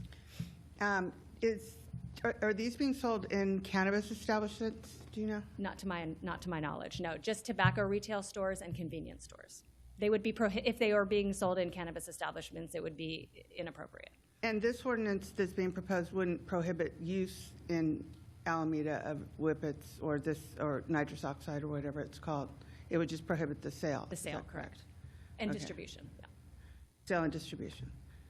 And those are. Oh, my final question is, if the laws, the state law, the bills that we are supporting, there's a Senate bill and an Assembly bill. If those were passed, what would this ordinance that we're evaluating today still be in place, or would it be over? I think similar to our flavored tobacco, our ordinance would remain in place, but we would also be following state law. So just like we do today with flavored tobacco, we follow both local and state law, and we would do the same thing. So it's not conflicting? It's not conflicting, no. Thank you. Is it possibly identical?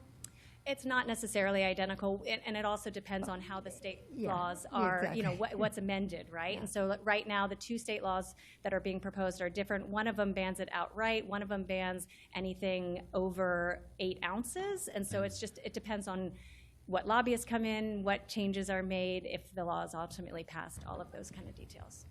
Just in closing, I would also advise my colleagues that the Stop Waste Board has also taken a position about nitrous oxide canisters, because they are environmentally, they're not good for the environment. They're not able to be disposed of anywhere but landfill, and they are often discarded in places where they could be used or could be toxic to young people. Absolutely. Vice Mayor Pryor. The little canister that were sold in bulk, do they look like party favors? Like, because you had mentioned that they are targeted to young people, just like flavored tobacco. So that's what I thought. I think the targeting is often in the coloring.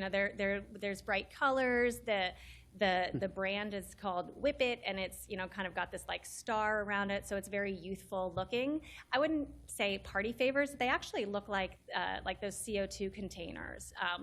That's what they look like. And when I went, they had the bulk, but normally they would have the individual, which is one of the reasons that this has become such a prolific instance of people misusing this, is because it's very inexpensive. So you can buy the individual containers for just a few dollars, and then when you have this device for $2 or whatever, then you can, have that substance at your hands, affordable. But you could have a senior in high school who's 18. Absolutely. Anyway. Or you could have a freshman who doesn't get carded. Yeah, okay. Makes sense. Okay, and so we have public comment? Just one. Okay. In the remote, Rachel Gratz-Lazarius. Welcome, Speaker. Gratz-Lazarius. Okay. Thank you. Good evening, Council. Can you hear me? We can. Hello. Okay. Great. Good evening, Council. My name is Rachel Gratz-Lazarus, and I'm speaking tonight as a 10-year resident of Alameda and a parent of an elementary school student and a middle schooler. I'm really proud to live in a city that consistently takes leadership in protecting the health of our youngest members, including banning the sale of flavored tobacco products and adopting a smoke-free multi-unit housing policy to reduce exposure to secondhand smoke. I'm also grateful to see that Alameda Code Enforcement is being proactive in issuing citations to ensure that tobacco retailers in the city are not selling illegal products that are attractive to youth. And tonight I'm here to support the introduction of the ordinance prohibiting the sale and distribution of nitrous oxide, which would make Alameda the first city in Alameda County to lead on this issue. Nitrous oxide is a widely accessible and highly misused substance that can cause severe neurologic, cardiovascular, and psychiatric damage. It's a growing public health concern, especially among young people. In 2023, approximately 564,000 children ages 12 through 17 reported using nitrous oxide in the US. Trends on social media platforms have glamorized and normalized the use of nitrous oxide, rebranding it to appear fun and harmless. I've seen firsthand tobacco retailers in the city selling nitrous oxide, along with other dangerous substances, including kratom. Many of the nitrous oxide products I am seeing for sale are flavored as well, which may be particularly enticing to teens and young adults who are unaware of the significant health risks. There's no reason why nitrous oxide should be sold in retailers for recreational purposes. City of Alameda can be a front-runner in public health policy by ending the sale of all recreational nitrous oxide products citywide. Please act now to move the needle in the right direction and inspire other cities in Alameda County to join this effort to protect the health of our next generation. Thank you so much. Thank you so much. Was that our last comment? That was the only one. Wow.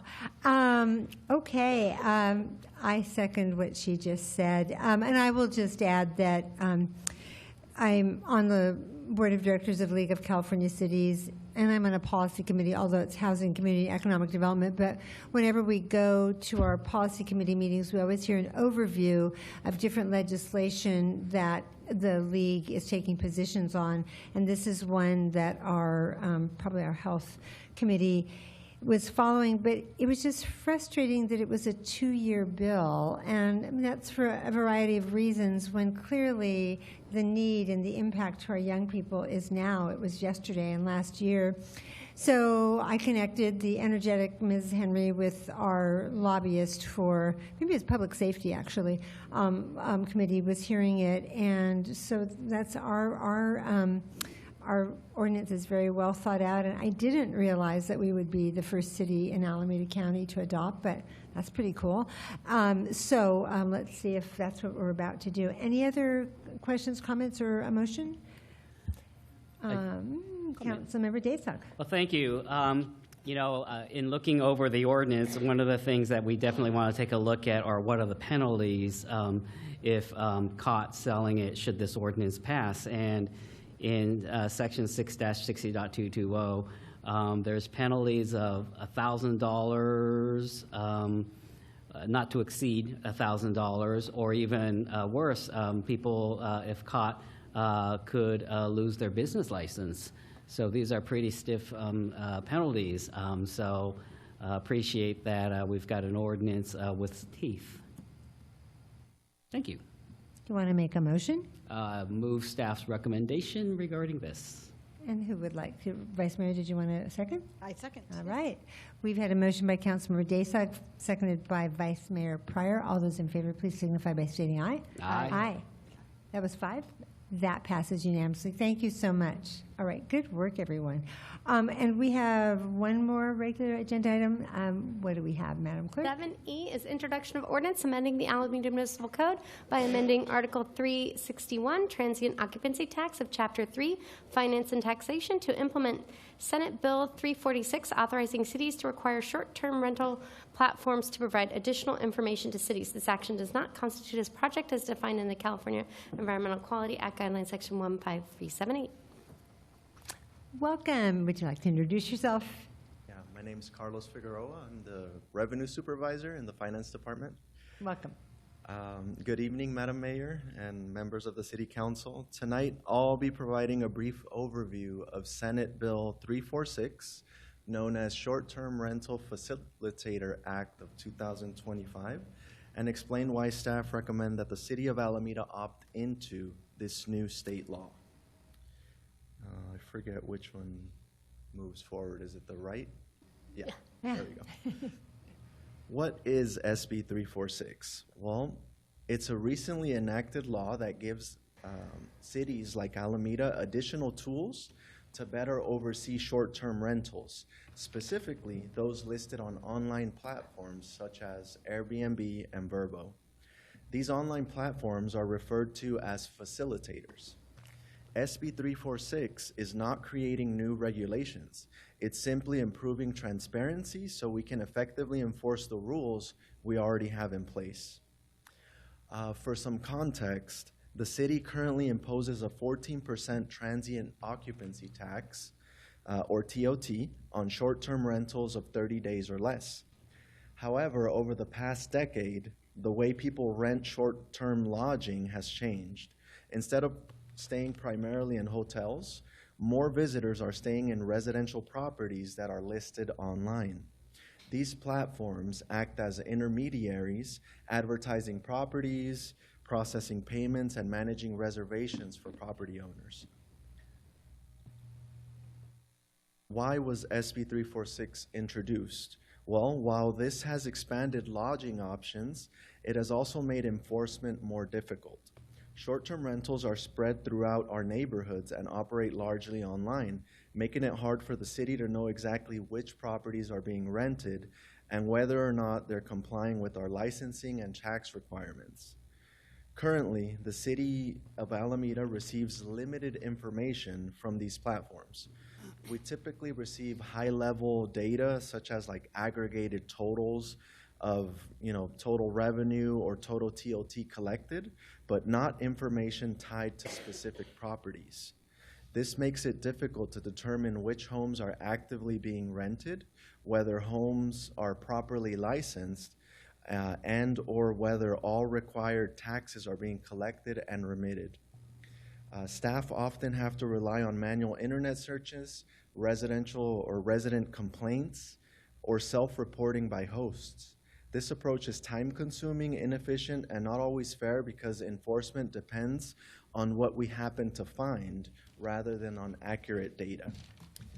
This is the problem SB 346 was designed to solve. So what does this mean for the City of Alameda? Well, it means we can confirm the correct amount of TOT that is being collected and remitted. We can verify that those properties are properly licensed, develop a clear and complete inventory of short-term rentals here in Alameda, and identify properties that may be operating without complying with city requirements. In other words, it allows us to enforce our rules consistently and equitably across all operators. SB 346 allows cities to require short-term rental platforms to provide basic property level information. This includes things like APN or assessor parcel numbers, platform listing identification numbers, physical property addresses, TOT remittance amounts per property via audit, and other relevant property information.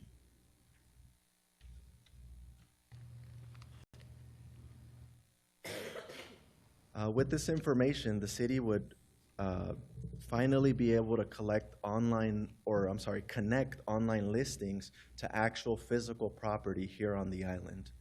And there are also clear benefits to the community. First off, revenue protection. This ensures that the taxes owed to the city are collected, helping fund services our residents rely on. Secondly, neighborhood protection. With better visibility, we can ensure short-term rentals operate responsibly.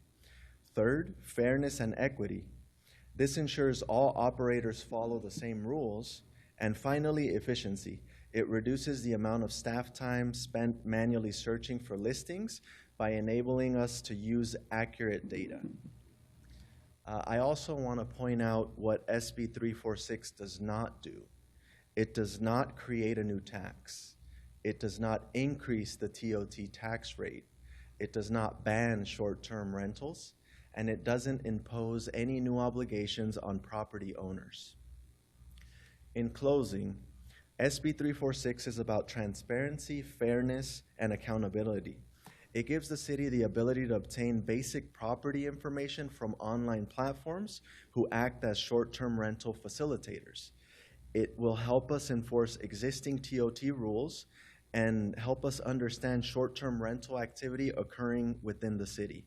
It will not ban short-term rentals or impose any new obligations on property owners. Opting in will still require the Finance Department to obtain City Council approval before requesting information from these online platforms. Thank you. Thank you, and very nice presentation. Council, do we have any clarifying questions on this item? Madam Clerk, do we have any public comment? There's none.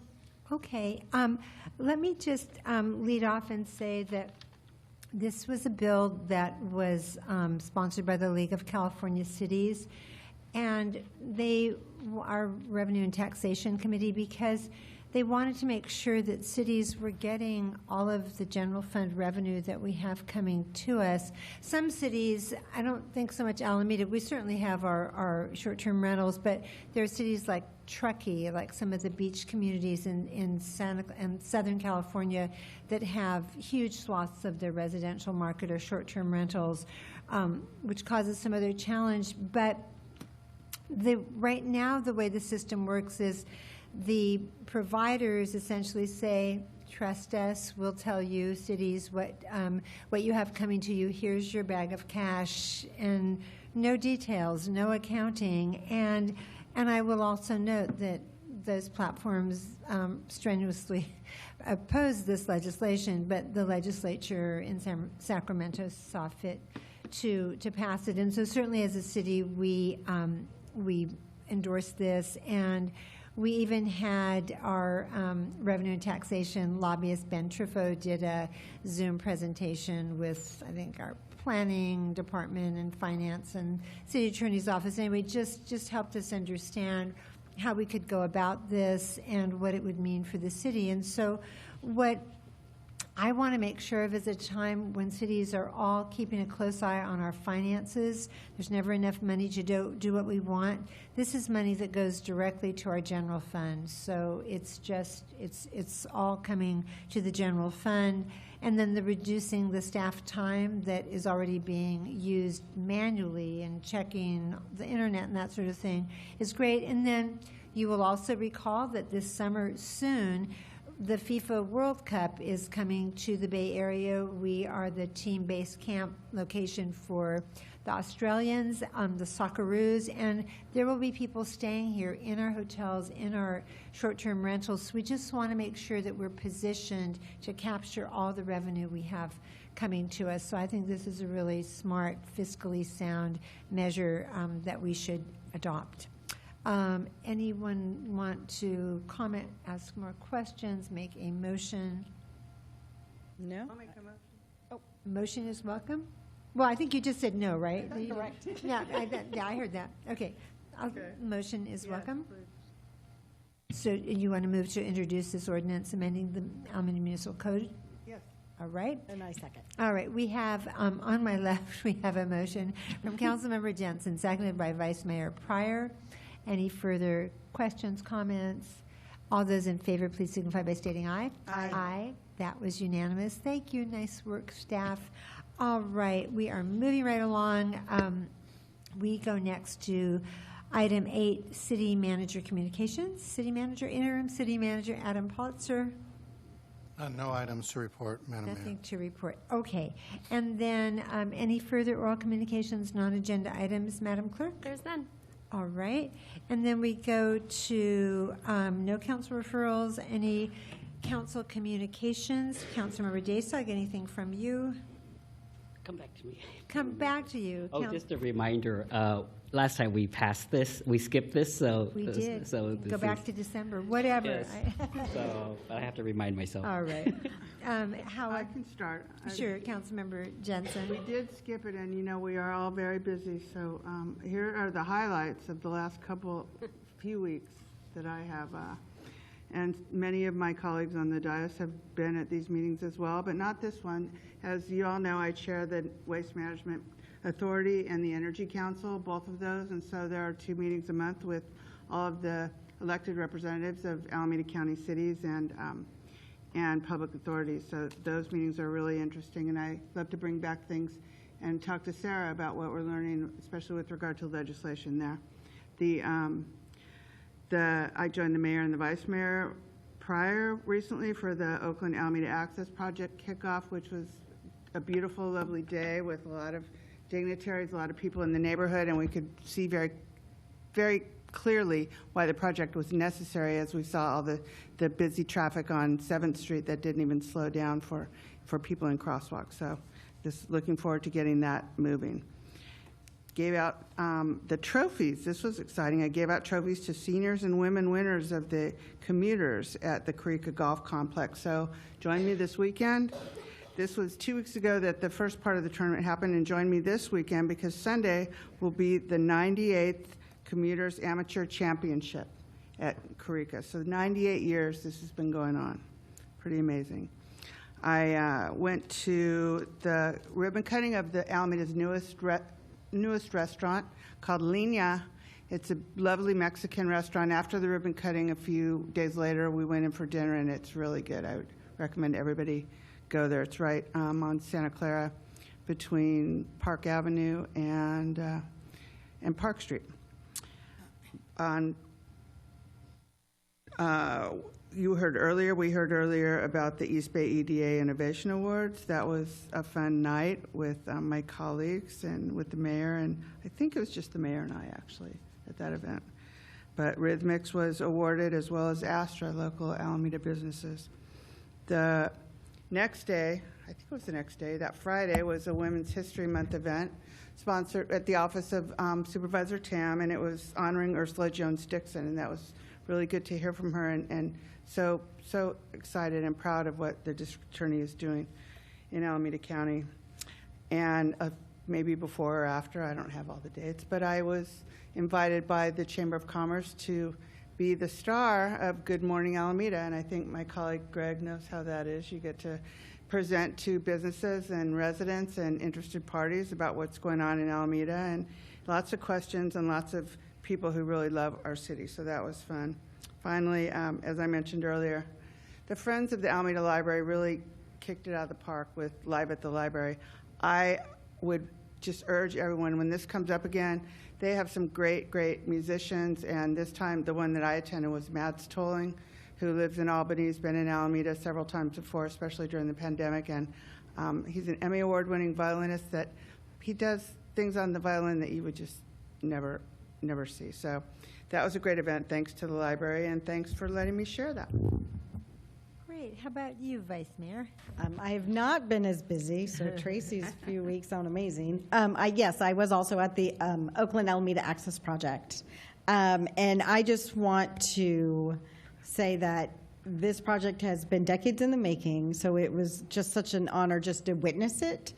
So many people have been working so diligent to make this happen, and it's so important.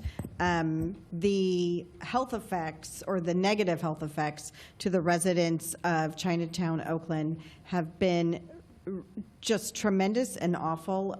They have higher rates of asthma, lung disease, and in that 8-block radius around the freeway off-ramps and on-ramps, 60% of pedestrian accidents of all of Oakland happen in that small 8-block space.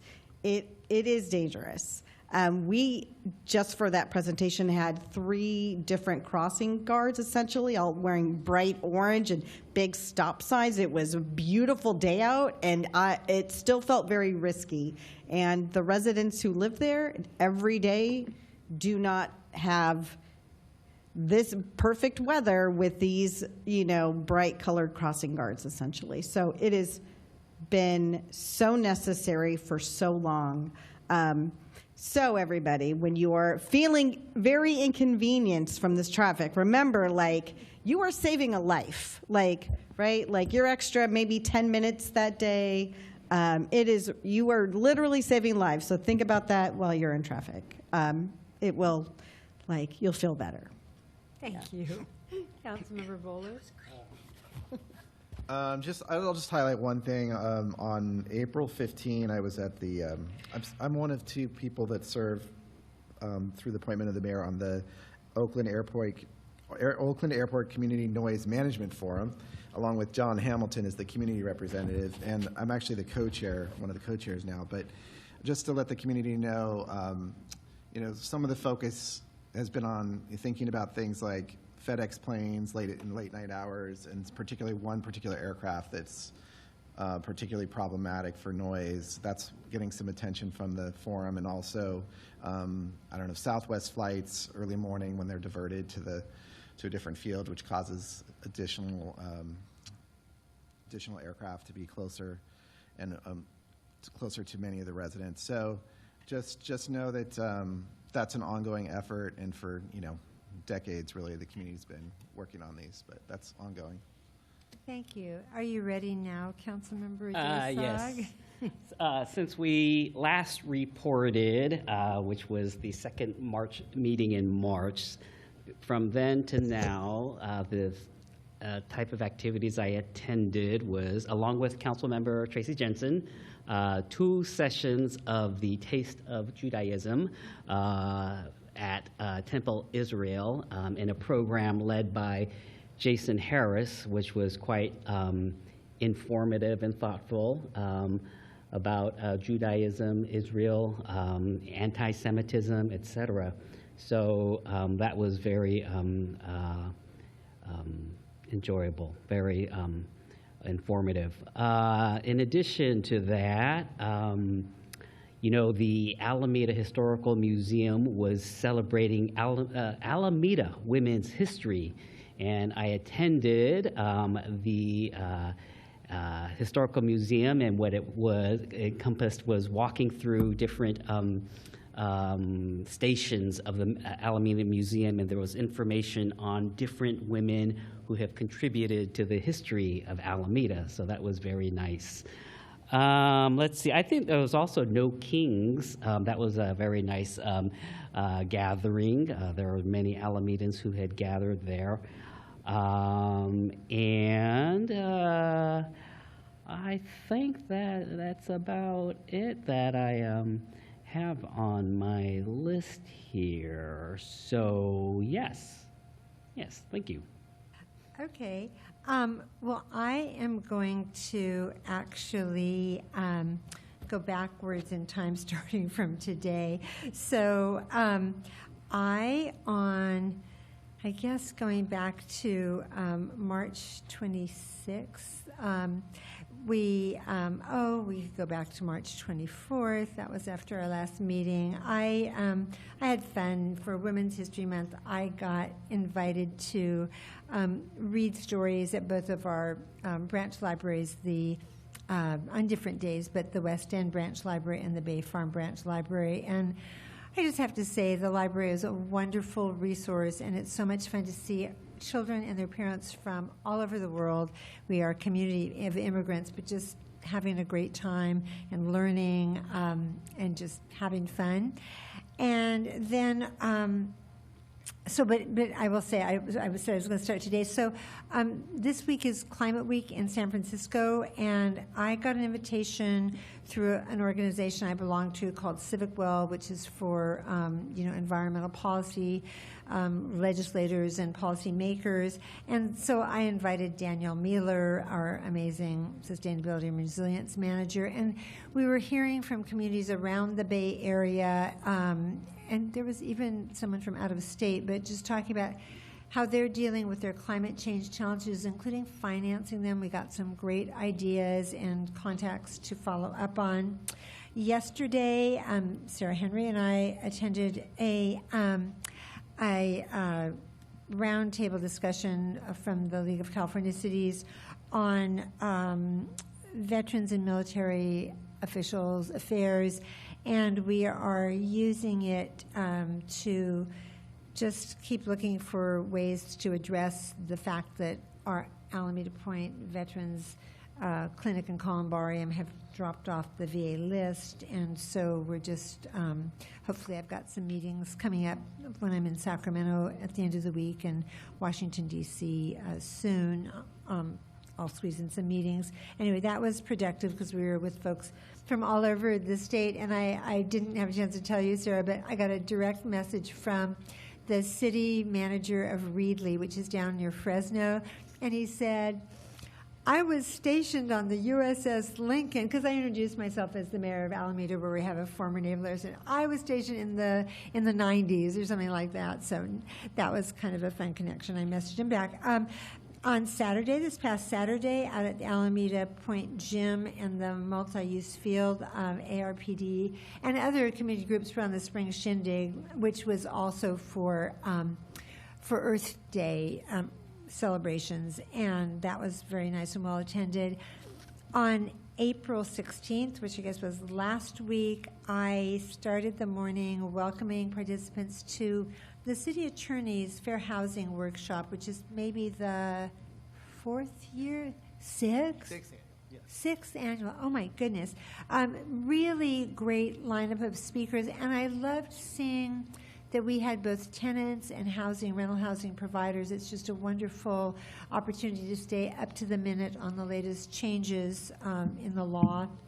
And in that afternoon, I was invited to speak to a class at ASTI, our Alameda Science and Technology Institute, out on the College of Alameda. And I had a great time. They asked me the best questions. It was about serving in public office, how to be involved. They're so engaged. These are young people who, they're high schoolers, but when they turn 16, they can also take classes at the College of Alameda.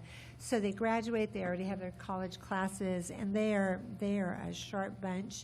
On April 14th, a week ago, I guess today, I was invited to the State of the San Francisco Bay Ferry presentation, which was held on a ferry on San Francisco Bay, and we went out almost to the Golden Gate. It was a beautiful day, but just a lot of good information about the growing electrification of the fleet. And and that morning I had attended and spoken at APD's swearing in of 2 new officers. As was noted, and I couldn't have said it better than my colleague, Vice Mayor Michelle Pryor, I did speak at the Oakland Alameda Access Project construction kickoff event, and for all the reasons she said, this is just such an important project. It also is a project that I was just talking to someone today that highlights the need for that bicycle pedestrian bridge that we will one day, when I'm no longer in office, but will one day build, because it is a matter of equity. All 4 of our bridges in Alameda that get you on and off the island in an automobile are on the east end of the island. On the west end of the island, we have one means of automobile ingress and egress, and that's called the Tube. We're about to go through a couple of years, as the Vice Mayor eloquently stated, of delays and some overnight closures while some very important structural work is being done. But if ever that access point was impeded, that's critical, whereas a bicycle pedestrian bridge is already engineered to accommodate emergency vehicles. It will be for bicycles and pedestrians, but it will accommodate emergency vehicles, so the folks on the west end of the island have another, like a safety net in the event of an emergency. But anyway, yeah, that was a great event. And on April 9th, I went back to my old high school, Alameda High, to the little theater, which looks, well, there's new chairs, I think, but looks a lot like I remembered it. And I was a speaker on women in politics. I had, I think, 3 high school, I think they were all seniors, maybe there was a junior, women. They're so poised, so sophisticated, great questions, great audience participation. It was a lunchtime presentation, and the little theater was like half full, and I think there were other events going on, but always lovely to be back in school. On April 1st, I attended the 10th annual Youth Career and Summer Job Fair that was held at the Encinal High Gym. It was for all students from across the island, but it's just one of many things our city, our economic development, and other departments and employers participate in to give our youth a chance to find, internships, summer jobs that lead to careers. And yes, on March 28th, I spoke at the No Kings Rally in front of City Hall.